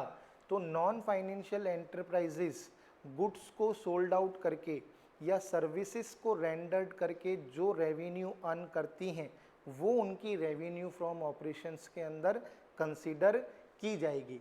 तो देखिए, इंटरेस्ट अर्नड ऑन लोन्स, ये तो फाइनेंशियल इंस्टीट्यूशन या फाइनेंशियल एंटरप्राइजेज जो होती हैं उनकी रेवेन्यू फ्रॉम ऑपरेशन है। डिविडेंड अर्न, ये भी फाइनेंशियल एंटरप्राइजेज की रेवेन्यू फ्रॉम ऑपरेशन है। सेल ऑफ गुड, ये एक नॉन फाइनेंशियल एंटरप्राइजेस की रेवेन्यू फ्रॉम ऑपरेशन है। तो हमारा आंसर क्या होगा, सेल ऑफ गुड्स, यानी कि जो नॉन फाइनेंशियल एंटरप्राइजेस होती हैं वो गुड्स को सोल्ड आउट करके जो रेवेन्यू अर्न करती है वो रेवेन्यू फ्रॉम ऑपरेशन कहलाती हैं। और सेल ऑफ गुड्स की जगह सर्विसेज रेंडर्ड भी लिखा हुआ आ सकता है। नेक्स्ट क्वेश्चन देखिए, identify the item of revenue from operations of a financial enterprises out of the following। Financial enterprises, कौन से आइटम को फाइनेंशियल एंटरप्राइजेस की रेवेन्यू फ्रॉम ऑपरेशंस में इंक्लूड किया जाएगा। तो यहाँ पे देखिए, सेल्स ऑफ गुड्स को तो किया ही नहीं जा सकता, सर्विसेज रेंडर्ड को किया ही नहीं जा सकता। तो यहाँ पर इंटरेस्ट अर्न ऑन लोन्स, ये मैंने आपको पहले ही समझा दिया कि फाइनेंशियल एंटरप्राइजेस का काम क्या होता है, लोगों को पैसा उधार देना और उसके ऊपर इंटरेस्ट कमाना, या फिर दूसरी कंपनीज के शेयर्स में इन्वेस्ट करके उस पर डिविडेंड कमाना। तो दो तरह की एक्टिविटीज़ इनके अंदर मेनली आती हैं। तो एक तो इंटरेस्ट अर्न ऑन लोन्स और डिविडेंड रिसीव्ड। तो यहाँ पर इंटरेस्ट अर्न ऑन लोन्स की जगह डिविडेंड रिसीव्ड भी लिखा हुआ आ सकता है। तो यानी कि फाइनेंशियल एंटरप्राइजेस की रेवेन्यू फ्रॉम ऑपरेशंस के अंदर इंटरेस्ट अर्न ऑन लोन्स और डिविडेंड रिसीव्ड को क्या किया जाता है, इंक्लूड किया जाता है। तो दो तरह की एंटरप्राइजेज होती हैं, एक फाइनेंशियल एंटरप्राइजेज और एक non financial enterprises. Next question देखिए, which of the following events not represent the business transaction. ऐसा कौन सा ट्रांजेक्शन है जो बिजनेस ट्रांजेक्शन नहीं है। देखिए इस टाइप के क्वेश्चन एग्जाम में पूछ लिए जाते हैं। गुड्स परचेज्ड ऑन क्रेडिट, हमने उधार में माल खरीदा, बिजनेस ट्रांजेक्शन है।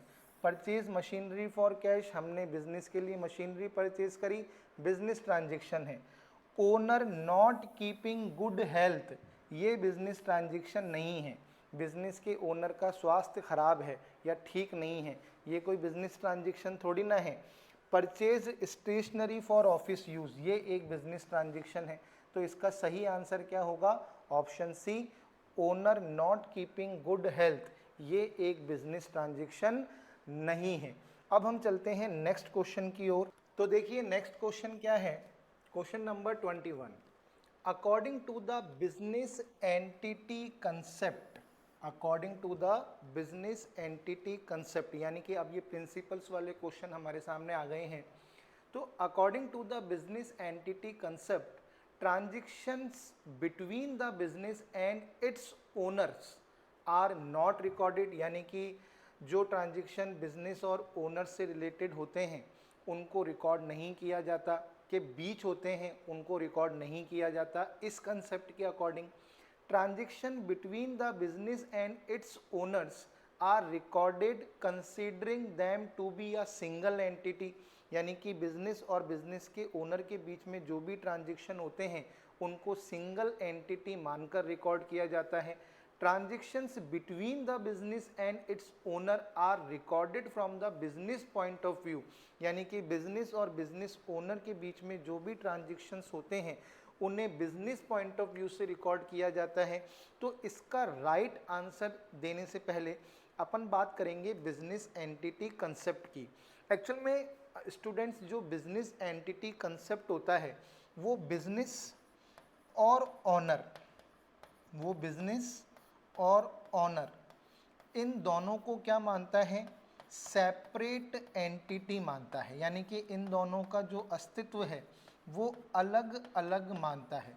यानी कि इस प्रिंसिपल के अकॉर्डिंग जो बिजनेस और जो ओनर होता है बिजनेस का, उन दोनों की एंटिटी जो है अलग अलग मानी जाती है। और इसी कंसेप्ट के अकॉर्डिंग बिजनेस का ओनर बिजनेस के अंदर जो कैपिटल इन्वेस्ट करता है उसे कैपिटल कंसीडर किया जाता है और बैलेंस शीट की लाइबिलिटी साइड के अंदर दिखाया जाता है। किस साइड के अंदर दिखाया जाता है, लाइबिलिटी साइड में, यानी कि ओनर को जो है क्रेडिटर कंसीडर किया जाता है। क्या किया जाता है, बिजनेस का क्रेडिटर माना जाता है। इसी कंसेप्ट के अकॉर्डिंग कैपिटल के ऊपर उसके ओनर को इंटरेस्ट ऑन कैपिटल दिया जाता है।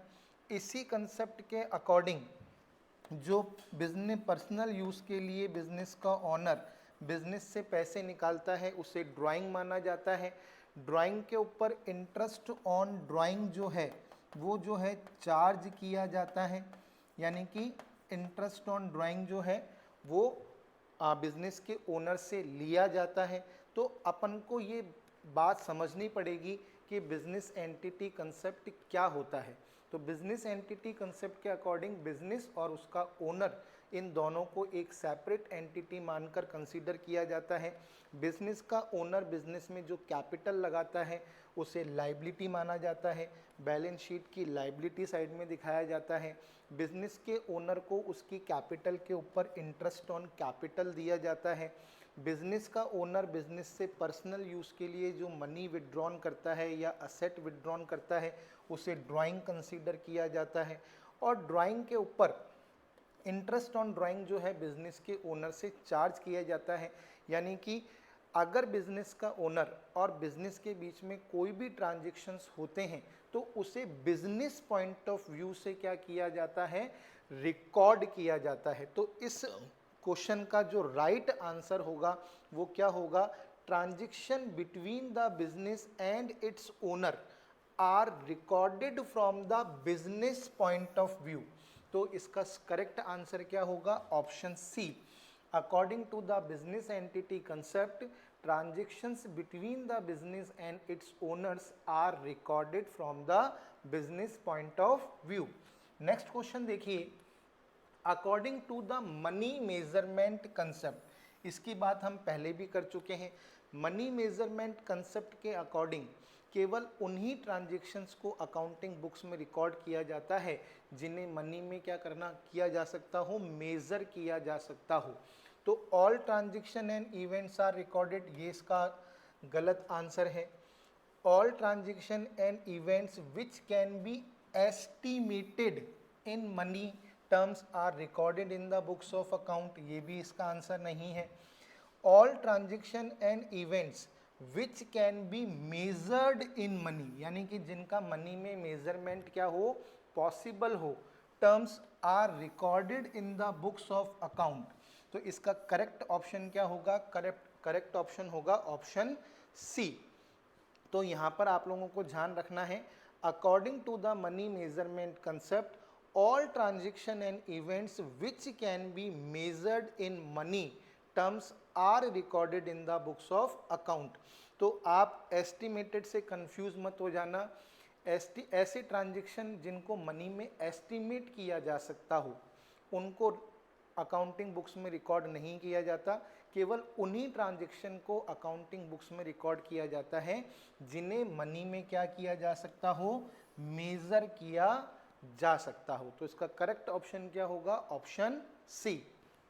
नेक्स्ट क्वेश्चन देखिए, according to the cost concept, देखिए कॉस्ट कंसेप्ट की यदि हम बात करें तो इस कंसेप्ट के अकॉर्डिंग जितनी भी फिक्स्ड असेट्स होती हैं, जितनी भी क्या होती हैं, फिक्स्ड असेट्स होती हैं, जो भी बिजनेस के लिए परचेज की जाती हैं, उनको बैलेंस शीट के अकॉर्डिंग, उनको बैलेंस शीट में उनकी ओरिजिनल कॉस्ट पर दिखाया जाता है। किस पर दिखाया जाता है, उनको बैलेंस शीट में ओरिजिनल कॉस्ट के ऊपर दिखाया जाता है। यदि हम कॉस्ट कंसेप्ट की बात करें तो कॉस्ट कंसेप्ट के अकॉर्डिंग जितनी भी फिक्स्ड असेट हम बिजनेस के लिए परचेज करते हैं उनको बैलेंस शीट के अंदर ओरिजिनल कॉस्ट पर दिखाया जाता है। और हमको एक बात यहाँ पर ध्यान रखनी है कि ओरिजिनल कॉस्ट के अंदर purchase price plus installation charges दोनों को क्या किया जाता है, इंक्लूड किया जाता है। ओरिजिनल कॉस्ट के अंदर परचेज प्राइस और इंस्टॉलेशन चार्जेस दोनों को इंक्लूड किया जाता है। जैसे सपोज कीजिए एक मशीनरी की परचेज प्राइस है 5 लाख रुपीज़ और उसको मशीनरी में इंस्टॉल कराने के लिए हमने 50,000 रुपीज़ और खर्च किए, तो मशीनरी की ओरिजिनल कॉस्ट क्या मानी जाएगी, 5,50,000 रुपीज़ मानी जाएगी।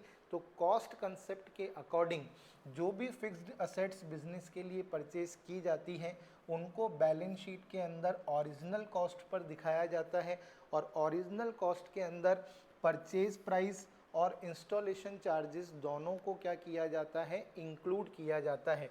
तो इसका करेक्ट आंसर क्या होगा, according to the cost concept assets are recorded at the value paid for acquiring them.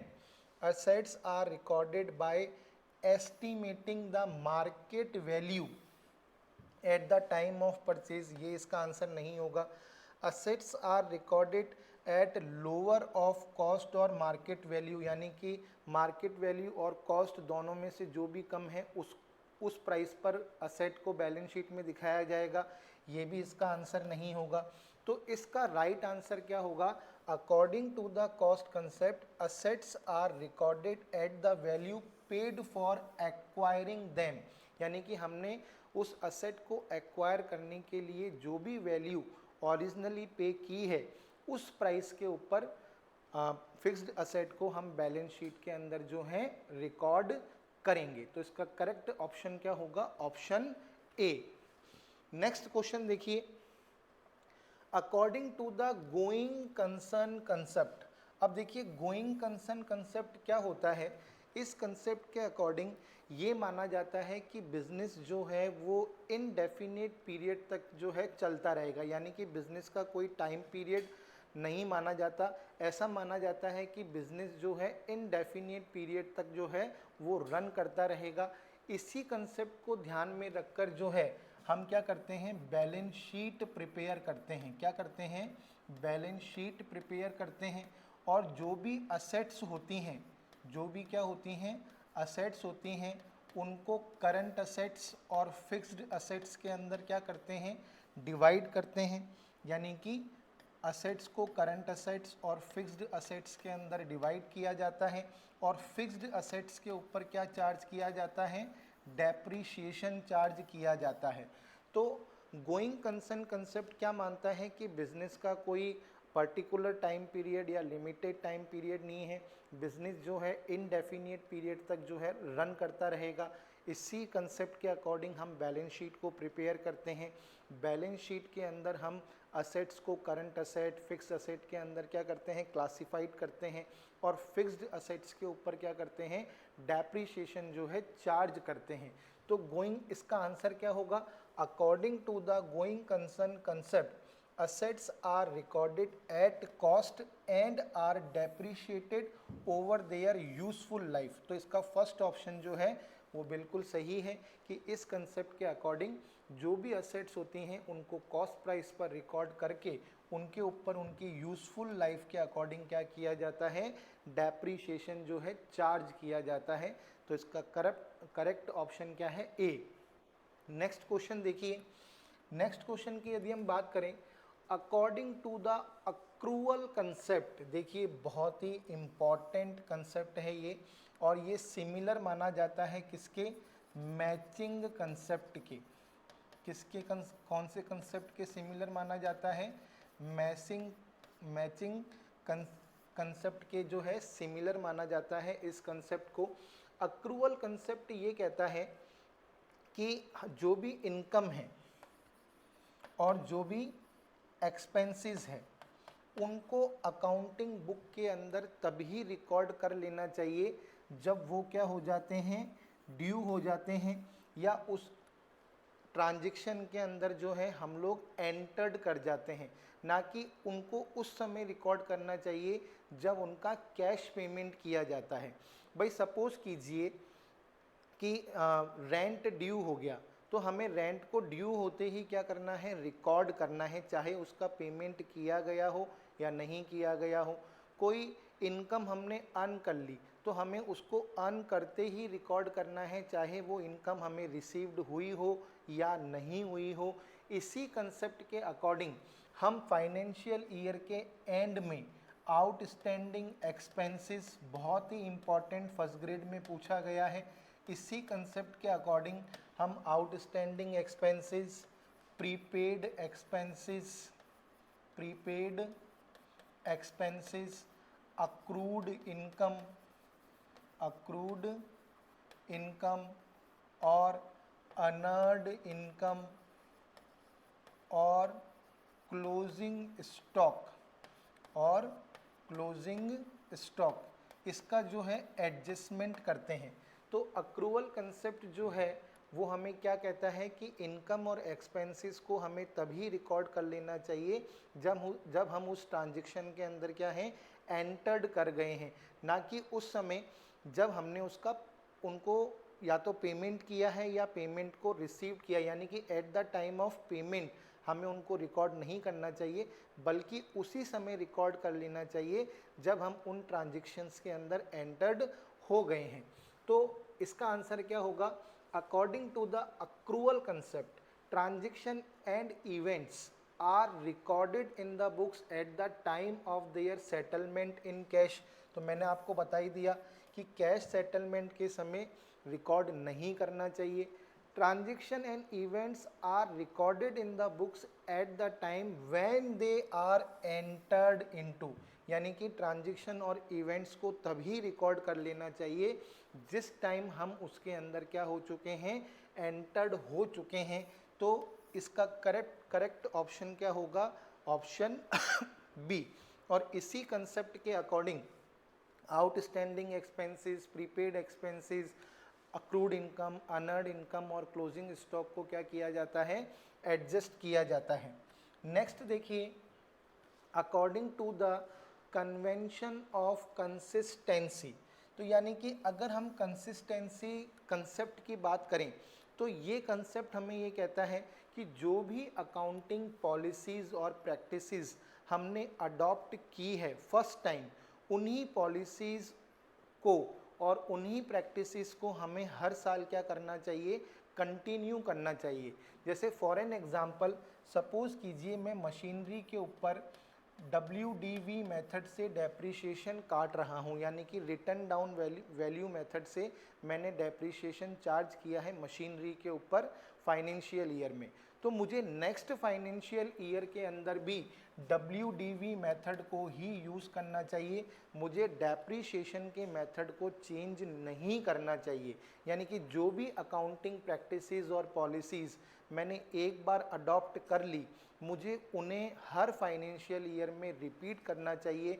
और ऐसा करने से क्या होगा, जो भी इंफॉर्मेशंस होंगी वो आपस में जो है उनके अंदर जो है कंपैरिटी का जो क्वालिटी है वो बनी रहेगी। अगर मैं अपनी अकाउंटिंग पॉलिसीज़ को और प्रैक्टिसेस को हर फाइनेंशियल ईयर में चेंज करूंगा तो उनके अंदर एक्यूरेसी नहीं आ पाएगी।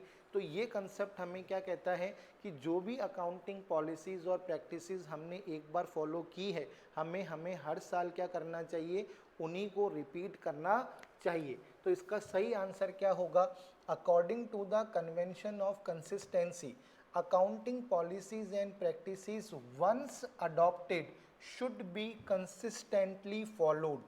तो ऑप्शन ए बिल्कुल करेक्ट है कि हमने जो भी अकाउंटिंग पॉलिसीज और प्रैक्टिसेस को एक बार अडॉप्ट कर लिया, हमें उसको क्या करना चाहिए, कंसिस्टेंटली यानी कि लगातार क्या करना चाहिए, फॉलो करना चाहिए, उनको चेंज नहीं करना चाहिए। तो ये इसका सही आंसर है। कई बच्चे ऑप्शन थर्ड को देखकर जो हैं कंफ्यूज हो सकते हैं। Accounting policies and practices once adopted can not be changed under any circumstances. तो यहाँ पर ये कह रहा है कि ये बिल्कुल इससे सिमिलर है। तो आप सोच रहे होंगे कि सर इसका आंसर ये भी तो हो सकता है, लेकिन यहाँ पर क्या लिखा हुआ है कि जो भी अकाउंटिंग पॉलिसी और प्रैक्टिसेस आप एक बार अडॉप्ट कर लो, उन्हें किसी भी कंडीशन में चेंज नहीं करना चाहिए। ये गलत है भाई। ये प्रिंसिपल ये कहता है कि हमें वो फॉलो करने चाहिए, लेकिन किसी कानून के अकॉर्डिंग, लॉ के अकॉर्डिंग अगर उन्हें चेंज करना क्या हो, कंपलसरी हो, तो फिर हमें चेंज करना ही पड़ेगा। जबकि ऑप्शन थर्ड क्या कह रहा है कि आपको किसी भी कंडीशन में चेंज नहीं करना चाहिए। तो ऐसा नहीं है, हम उनको चेंज कर सकते हैं अगर किसी लॉ के अकॉर्डिंग ऐसा करना क्या है, कंपलसरी है। तो वैसे नॉर्मली हमें क्या करना चाहिए, उनको कंसिस्टेंटली फॉलो करना चाहिए। तो यहाँ पर जो है एनी सर्कमस्टांसेस वर्ड लिखा हुआ आ गया, can not be changed any under any circumstances, इसलिए ये ऑप्शन जो है सही नहीं माना जाएगा। हम उन्हें चेंज कर सकते हैं अगर किसी लॉ के अकॉर्डिंग ऐसा करना क्या है, कंपलसरी है, और वैसे हमें बदलना नहीं चाहिए। नेक्स्ट देखिए क्वेश्चन क्या है, according to the going concern concept a business is viewed as having a limited life, a very long life and indefinite life. तो मैंने आपको बता ही दिया कि गोइंग कंसेप्ट के अकॉर्डिंग, गोइंग कंसर्न कंसेप्ट जो होता है उसके अकॉर्डिंग बिजनेस का जो टाइम पीरियड है वो इनडेफिनेट माना जाता है। इसी कंसेप्ट के बेस पर हम बैलेंस शीट प्रिपेयर करते हैं। हम असेट्स को करंट असेट और फिक्स असेट के अंदर क्लासिफाइड करते हैं। फिक्स असेट के ऊपर उनकी यूज़फुल लाइफ के अकॉर्डिंग डेप्रिसिएशन काटते हैं। तो गोइंग कंसर्न कंसेप्ट क्या कहता है कि बिजनेस का जो टाइम पीरियड है वो क्या होता है, इनडेफिनेट होता है। यानी कि हम बिजनेस को ये मानकर स्टार्ट करते हैं कि बिजनेस जो है अनिश्चित काल तक जो है चलता रहेगा।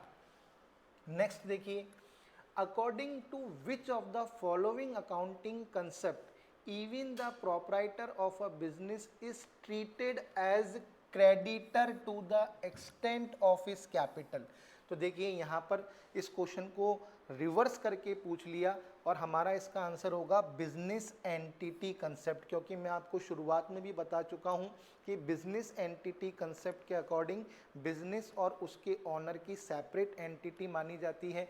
बिजनेस का ऑनर बिजनेस में जो भी कैपिटल इन्वेस्ट करता है उस अमाउंट से उसे बिजनेस का क्रेडिटर माना जाता है, इसीलिए कैपिटल को हम बैलेंस शीट की लाइबिलिटी साइड के अंदर दिखाते हैं। तो इसका आंसर क्या होगा? Business entity concept. Next question देखिए, according to which of the following concept in determining the net income from business all cost which are applicable to the revenue of the period should be charged against the revenue। तो देखिए मैंने अभी आप लोगों से accrual concept की बात की थी और मैंने आपको ये बताया था कि ये अक्रूवल कंसेप्ट जो है मैचिंग कंसेप्ट के सिमिलर माना जाता है, तो इसका आंसर होगा मैचिंग कंसेप्ट। अब ये क्वेश्चन कह क्या रहा है कि एक पर्टिकुलर टाइम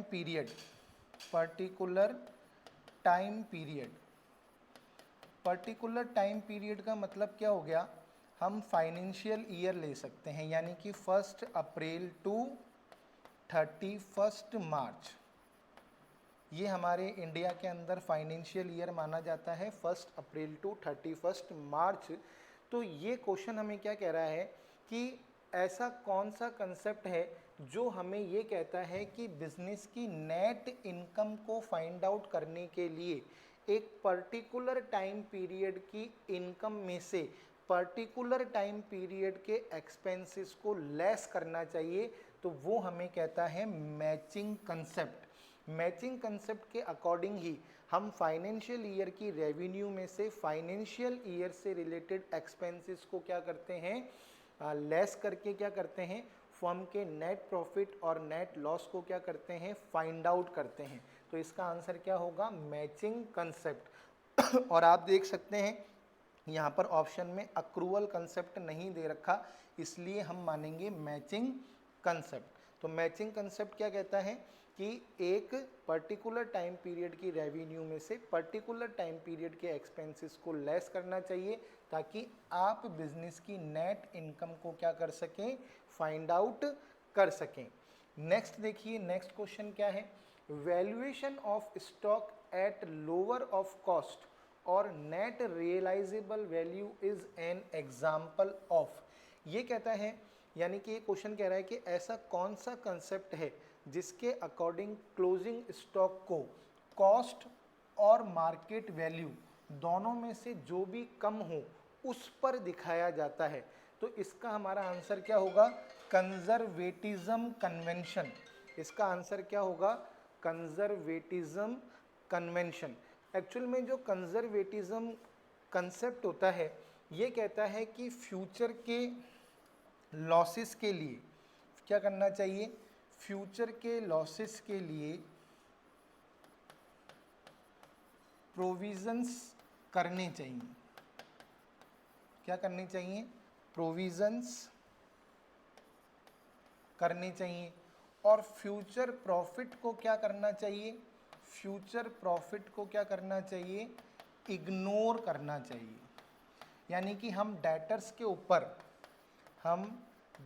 के ऊपर जो provision for bad and doubtful debts बनाते हैं, जो provision for discount on debtors बनाते हैं, हम क्लोजिंग स्टॉक को कॉस्ट एंड मार्केट वैल्यू जिसके दोनों में से जो कम होता है, विच एवर इज लेस, इस पर कंसीडर करते हैं। वो कौन से कंसेप्ट के अकॉर्डिंग करते हैं? कंजर्वेटिज्म कंसेप्ट के अकॉर्डिंग या कंजर्वेटिज्म कन्वेंशन के अकॉर्डिंग जो है ऐसा हम लोग करते हैं।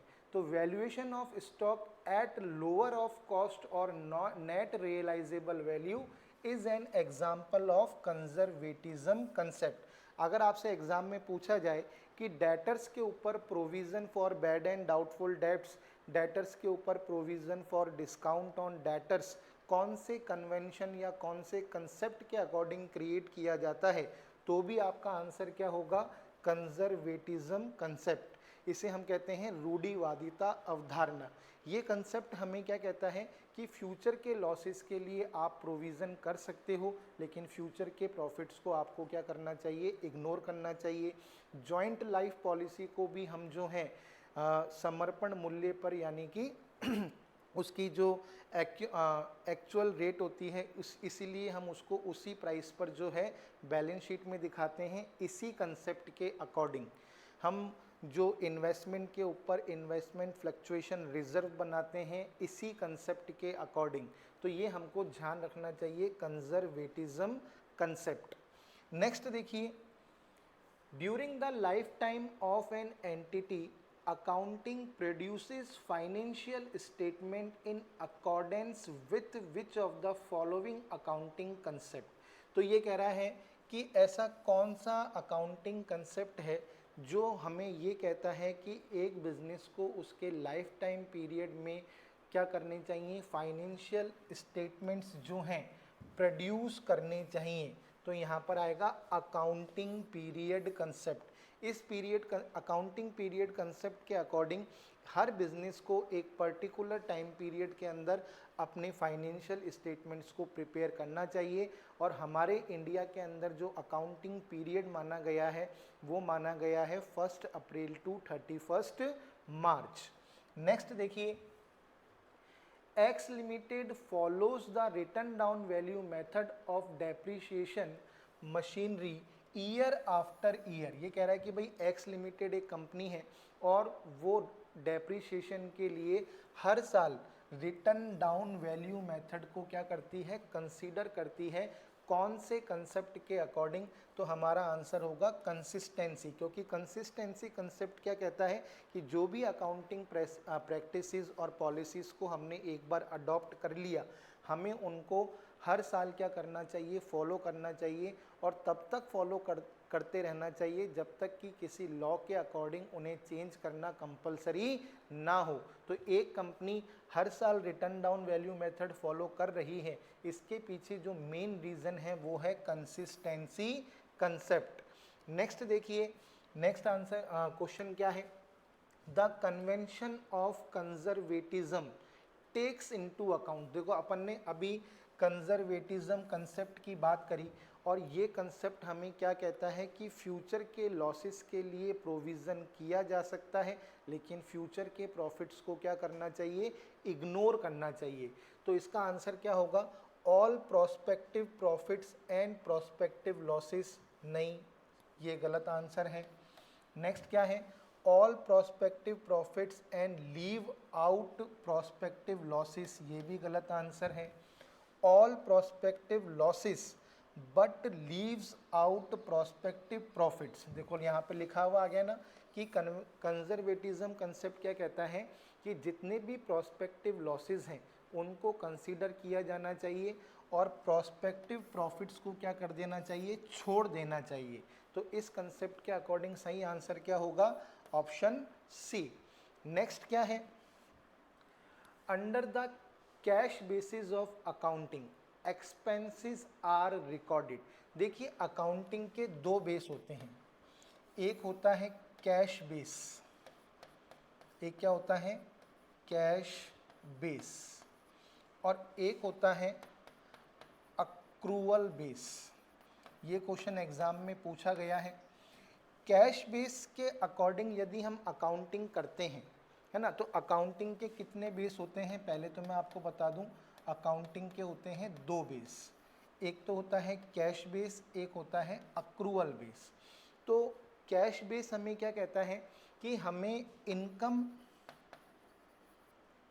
और एक्सपेंसेस को या किसी भी ट्रांजैक्शंस को हमें अकाउंटिंग बुक्स के अंदर तभी रिकॉर्ड करना चाहिए जब उनका सेटलमेंट किस में हो गया हो, जब उनका सेटलमेंट किस में हो गया हो, कैश में हो गया हो। यानी कि जब तक कैश ट्रांजैक्शन नहीं हो तब तक हमें ट्रांजैक्शंस को रिकॉर्ड नहीं करना चाहिए। जबकि अक्रूवल बेस क्या कहता है कि हमें ट्रांजैक्शंस को और इनकम और एक्सपेंसेस को तभी रिकॉर्ड कर लेना चाहिए जब हम उसमें क्या हो गए हों, एंटर्ड कर गए हों, चाहे उनका कैश के अंदर सेटलमेंट हुआ हो या नहीं हुआ हो। तो यहाँ पर हमसे क्वेश्चन क्या पूछा जा रहा है, under the cash basis of accounting expenses are recorded, यानी कि कैश बेसिस ऑफ अकाउंटिंग के अंदर एक्सपेंसेस को कब रिकॉर्ड किया जाता है, ऑन पेमेंट, यानी कि जब उनका पेमेंट कर दिया जाए, जब उनका क्या कर दिया जाए, क्योंकि इस अकाउंटिंग बेस के अकॉर्डिंग हमें किसी भी ट्रांजैक्शन को तभी रिकॉर्ड करना चाहिए जब उनका सेटलमेंट किस में हो गया हो, कैश में हो गया हो। और इस बेस के ऊपर अकाउंटिंग कौन करता है, हमारे एक पॉइंट है सिलेबस में, इनकम्प्लीट रिकॉर्ड्स, यानी कि जो छोटे दुकानदार होते हैं, है ना, जैसे कि पान वाले या फिर परचूने की दुकान वाले, जो छोटे, जिनके ट्रांजैक्शंस बहुत ही कम होते हैं, छोटे होते हैं, तो वो इनकम्प्लीट रिकॉर्ड्स यानी कि सिंगल एंट्री सिस्टम, है ना, जो सिंगल एंट्री सिस्टम होता है वो कौन से अकाउंटिंग बेस के अकॉर्डिंग प्रिपेयर किया जाता है। तो सिंगल एंट्री सिस्टम का जो बेस होता है वो कौन सा होता है, वो होता है कैश बेस, क्योंकि इसके अंदर ट्रांजैक्शन को तभी रिकॉर्ड किया जाता है जब उनका सेटलमेंट कैश के अंदर हो जाए। तो सिंगल एंट्री सिस्टम या फिर अपन कह सकते हैं इनकम्प्लीट रिकॉर्ड्स का जो अकाउंटिंग सिस्टम है वो क्या है, कैश बेसिस, वो क्या है, कैश बेसिस। लेकिन डबल एंट्री सिस्टम का जो अकाउंटिंग सिस्टम है या अकाउंटिंग बेस है वो है अक्रूवल बेसिस। क्या है, अक्रूवल बेसिस। तो ध्यान रखना है कैश बेस और अक्रूवल बेस के अंदर क्या डिफरेंस होता है, ये मैंने आपको समझा दिया। नेक्स्ट क्वेश्चन क्या है, अंडर द अक्रूवल बेसिस, देखो अब लिखा हुआ आ गया, under the accrual basis of accounting expenses are recorded on being incurred, यानी कि जैसे ही वो एक्सपेंसेस ड्यू हो जाएंगे हम उनको रिकॉर्ड कर लेंगे, चाहे हमने उनका पेमेंट किया हो या नहीं किया हो। और अक्रूवल बेसिस ऑफ अकाउंटिंग किस सिस्टम में यूज़ की जाती है, डबल एंट्री सिस्टम में। किस में यूज़ की जाती है, डबल एंट्री सिस्टम के अंदर कौन सी अकाउंटिंग बेस को यूज़ किया जाता है, अक्रूवल बेसिस ऑफ अकाउंटिंग को। तो अकाउंटिंग के 3 टाइप होते हैं और 2 बेस होते हैं, तो दोनों में डिफ्रेंशिएट करके चलना। तो 3 टाइप्स कौन कौन से होते हैं, financial accounting, management accounting, cost accounting. और अकाउंटिंग के यदि बेस पूछे तो 2 बेस होते हैं, एक कैश बेसिस, एक अक्रूवल बेसिस। तो कैश बेसिस के अंदर किसी भी ट्रांजैक्शन को तब रिकॉर्ड किया जाएगा जब आपने उसका कैश में सेटलमेंट कर दिया है, और अक्रूवल बेसिस के अंदर किसी भी ट्रांजैक्शन को तब रिकॉर्ड किया जाएगा जब वो ड्यू हो गया है या हम उसमें एंटर्ड कर गए हैं। नेक्स्ट क्वेश्चन देखिए, which of the following equation is correct. यदि हम अकाउंटिंग इक्वेशन की बात करें तो अकाउंटिंग इक्वेशन क्या होती है, assets is equals to liability plus capital. और इस इक्वेशन से 2 इक्वेशन और बन सकती है। यदि हमें लायबिलिटी निकालनी है तो हम असेट्स में से कैपिटल को लेस कर देंगे, यदि हमें कैपिटल निकालनी है तो हम असेट्स में से लायबिलिटीज़ को क्या कर देंगे, लेस कर देंगे। तो ये 3 अकाउंटिंग इक्वेशन जो हैं सही मानी जाती हैं। अब देखिए, असेट्स प्लस कैपिटल ये गलत है, assets minus liabilities is equals to capital, तो ये अकाउंटिंग इक्वेशन क्या है, सही है। असेट्स प्लस लायबिलिटीज़ ये भी गलत है, तो इसका सही आंसर क्या हुआ, which of the following equation is correct, assets minus liabilities is equals to capital. तो ये 3 अकाउंटिंग इक्वेशन आपको पता होनी चाहिए, मेन तो ये होती है, और इससे 2 अकाउंटिंग इक्वेशन और प्रिपेयर की जा सकती हैं। यदि लायबिलिटीज़ निकालनी हो तो असेट्स में से कैपिटल को माइनस कर दो, यदि कैपिटल निकालनी है तो असेट्स में से लायबिलिटीज़ को माइनस कर दो। ठीक है, तो नेक्स्ट क्वेश्चन की तरफ चलते हैं। नेक्स्ट क्वेश्चन क्या है, which of the following is correct, assets is equals to liabilities plus capital. तो भाई 1,25,000 और 6,60,000 को प्लस करने से 7,85,000 हो रहा है, यानी कि इसका करेक्ट आंसर है ये। यानी कि इन दोनों को प्लस करना, यानी कि हमने लाइबिलिटीज और कैपिटल को जोड़ा तो उसका टोटल असेट के इक्वल आ रहा है। इसका मतलब ये अकाउंटिंग इक्वेशन जो है बिल्कुल सही है, बाकी की 3 जो है गलत है। नेक्स्ट देखिए, select the correct alternative. The liabilities of a firm are rupees 3,000. The capital of the firm is rupees 7,000. Total asset निकालिए। हम जानते हैं assets is equals to liabilities plus capital. Liabilities हमें दे रखी है 3,000 की और कैपिटल हमें दे रखी है 7,000 की। तो असेट कितनी की हो गई? 10,000 की। तो करेक्ट आंसर क्या होगा? 10,000। नेक्स्ट देखिए, X commenced business on 1st April 2013 with a capital of rupees 6 lakh, यानी कि X ने 1 अप्रैल को 6 लाख रुपीस की कैपिटल से जो है बिजनेस क्या किया? स्टार्ट किया। On 31st March 2014 his assets were worth rupees 8 lakh, यानी कि उसकी क्लोजिंग असेट हमें दे रखी है 8 लाख रुपीस की एंड क्लोजिंग लाइबिलिटीज हमें दे रखी है 50,000 रुपीज़ की। Find out his closing capital. भाई ओपनिंग कैपिटल तो हमें क्वेश्चन के अंदर गिवन है, हमें क्या निकालनी है? क्लोजिंग कैपिटल निकालनी है। तो कैपिटल निकालने के लिए हम कौन सा फार्मूला यूज़ करेंगे? Asset minus liabilities. तो क्लोजिंग असेट्स कितनी है? 8 लाख और क्लोजिंग लाइबिलिटीज़ कितनी है? 50,000। तो यानी कि क्लोजिंग कैपिटल कितनी हो गई? 7,50,000। कितनी हो गई? 7,50,000। तो करेक्ट आंसर हो गया 7,50,000 जो है करेक्ट आंसर है। और ध्यान रखना, यदि हमसे इस क्वेश्चन के अंदर प्रॉफिट पूछा जाता तो हम ओपनिंग कैपिटल में से क्लोजिंग कैपिटल को क्लोजिंग कैपिटल में से ओपनिंग कैपिटल को क्या कर देते? माइनस कर देते। तो 7,50,000 माइनस 6 लाख, यानी कि प्रॉफिट हो जाता 1,50,000। लेकिन हमसे केवल क्लोजिंग कैपिटल पूछी गई है। मैंने आपको आगे का भी बता दिया कि कभी कभी क्वेश्चन के अंदर हमसे प्रॉफिट फाइंड आउट करने के लिए भी पूछा जा सकता है। तो सबसे पहले आपको क्लोजिंग कैपिटल निकालनी पड़ेगी और फिर क्लोजिंग कैपिटल में से आप ओपनिंग कैपिटल को माइनस कर दोगे तो आपके पास फाइनेंशियल ईयर का प्रॉफिट आ जाएगा। तो खैर हमसे तो क्लोजिंग कैपिटल पूछी गई थी और क्लोजिंग कैपिटल है 7,50,000 जो कि हमारा करेक्ट आंसर है ऑप्शन ए। नेक्स्ट क्वेश्चन देखिए, डेबिट मीन्स। अब देखिए एक्चुअल में यहाँ पर आपको मॉडर्न अकाउंटिंग रूल्स पता होने चाहिए डेबिट और क्रेडिट के। तो देखिए मैंने यहाँ पे लिखा इंक्रीज। क्या लिखा मैंने? इंक्रीज। और यहाँ पर मैंने लिखा डिक्रीज। ठीक है। और यहाँ पे मैंने लिखा असेट्स, यहाँ पे मैंने लिखा लाइबिलिटीज़, यहाँ पर मैंने लिखा कैपिटल, यहाँ पर मैंने लिखा इनकम और यहाँ पर मैंने लिखा एक्सपेंसेस। यानी कि ये अमेरिकन रूल्स हैं डेबिट और क्रेडिट के।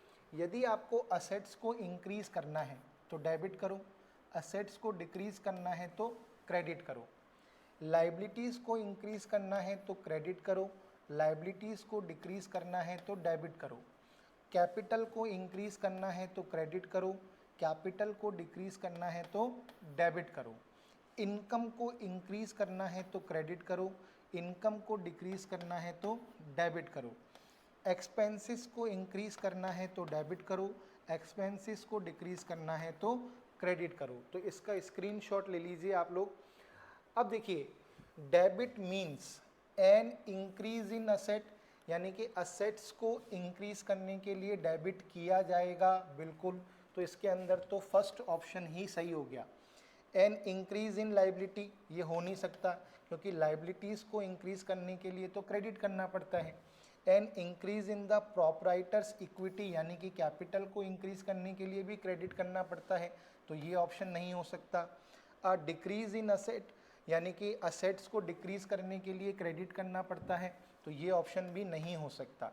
तो debit means N increase in asset, तो ये इसका आंसर होगा।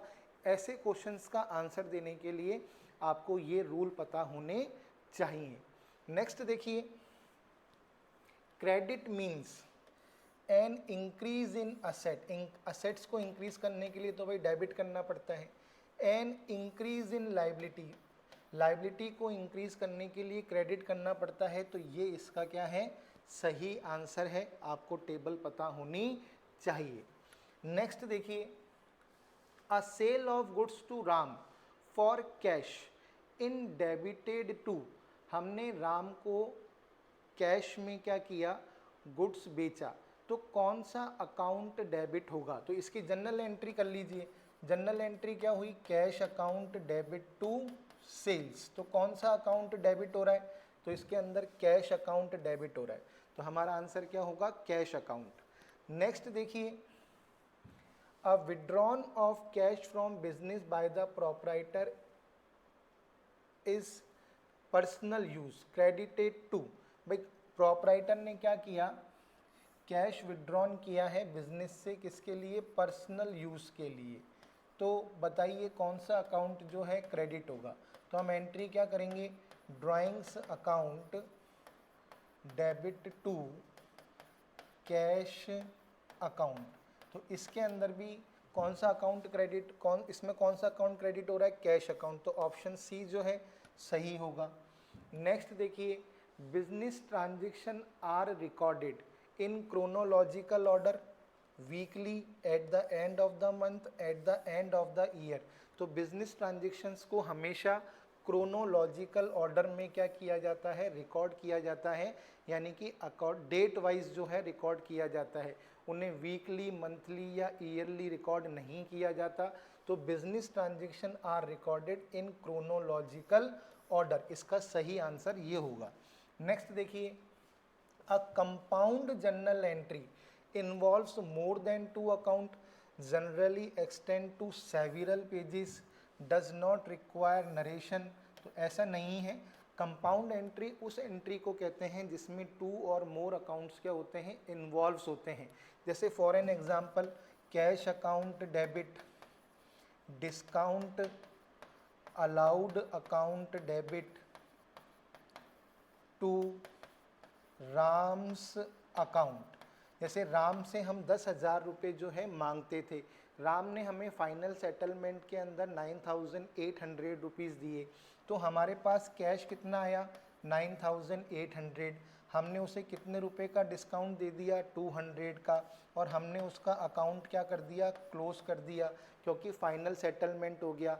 तो इस जनरल एंट्री के अंदर 2 और मोर अकाउंट्स इन्वॉल्व हैं, यानी कि 2 अकाउंट एक साथ डेबिट हो रहे हैं और या 2 अकाउंट एक साथ क्रेडिट होते, तो ऐसी एंट्री को हम क्या कहते हैं, कंपाउंड एंट्री कहते हैं। तो जो क्लोजिंग एंट्री होती है या जो ओपनिंग एंट्री होती है वो भी कंपाउंड एंट्री कहलाती है, क्योंकि उसमें 2 या 2 से ज़्यादा अकाउंट एक साथ डेबिट होते हैं, 2 या 2 से ज़्यादा अकाउंट एक साथ क्रेडिट होते हैं, तो उस जनरल एंट्री को हम क्या कहते हैं, कंपाउंड जनरल एंट्री कहते हैं। तो इसका ऑप्शन क्या होगा, ए, इसका ऑप्शन क्या होगा, ए। नेक्स्ट देखिए, which of the following accounts will be credited on giving cash donation, हमने डोनेशन में कैश दिया, तो जनरल एंट्री क्या बनेगी, donation account debit to cash. तो अब हमसे क्या पूछ रहा है कि कौन सा अकाउंट जो है क्या होगा, क्रेडिटेड होगा, यानी कि क्रेडिट होगा, तो यानी कि कैश अकाउंट इसके अंदर क्रेडिट हो रहा है, तो हमारा ऑप्शन होगा ए। नेक्स्ट देखिए, नेक्स्ट क्वेश्चन क्या है, the general entry to record sale of service on credit should include, यानी कि हमने क्रेडिट के ऊपर जो है सर्विस को क्या किया है, सेल किया है, तो इसके अंदर कौन सी जनरल एंट्री होगी, डेबिट टू कैश। भाई हमने तो क्रेडिट में सेल किया है तो कैश तो आ ही नहीं सकता। Debit to fees income, income कभी भी डेबिट नहीं होती, तो ये तो हो ही नहीं सकता। Debit to debtors and credit fees of income, जिस व्यक्ति को हमने सर्विस को सेल किया है वो पर्सन को हम डेबिट करेंगे क्योंकि वो हमारा डेटर बन जाएगा, और इनकम हमेशा क्या होती है, क्रेडिट होती है। तो इसका सही ऑप्शन क्या होगा, सी। इसका सही ऑप्शन क्या होगा, सी। नेक्स्ट देखिए, a ledger is called a book of final entry, क्योंकि लेज़र बुक को हमेशा मेन बुक या फाइनल एंट्री बुक कहा जाता है। तो कई बच्चे क्या है, सेकेंडरी एंट्री लिखी आएंगे, तो ये गलत हो जाएगा, ध्यान रखिएगा। और प्राइमरी एंट्री की जो बुक है वो जर्नल होती है, तो इसलिए ध्यान रखना, लेज़र को हमेशा फाइनल एंट्री बुक कहा जाता है या मेन बुक कहा जाता है। तो इसका करेक्ट ऑप्शन क्या होगा, सी। नेक्स्ट देखिए, a ledger account is prepared from, ledger account किससे प्रिपेयर किए जाते हैं, जर्नल से प्रिपेयर किए जाते हैं। इसको हम पहले भी पढ़ चुके हैं, तो इसका करेक्ट ऑप्शन होगा C. Ledger is a book in which real and nominal account are mention, real and personal accounts are mention, real personal and nominal accounts are mention, none of the above. तो इसका correct option होगा सी, क्योंकि laser के अंदर real account, personal account और nominal account तीनों तरह के ही अकाउंट ओपन किए जाते हैं।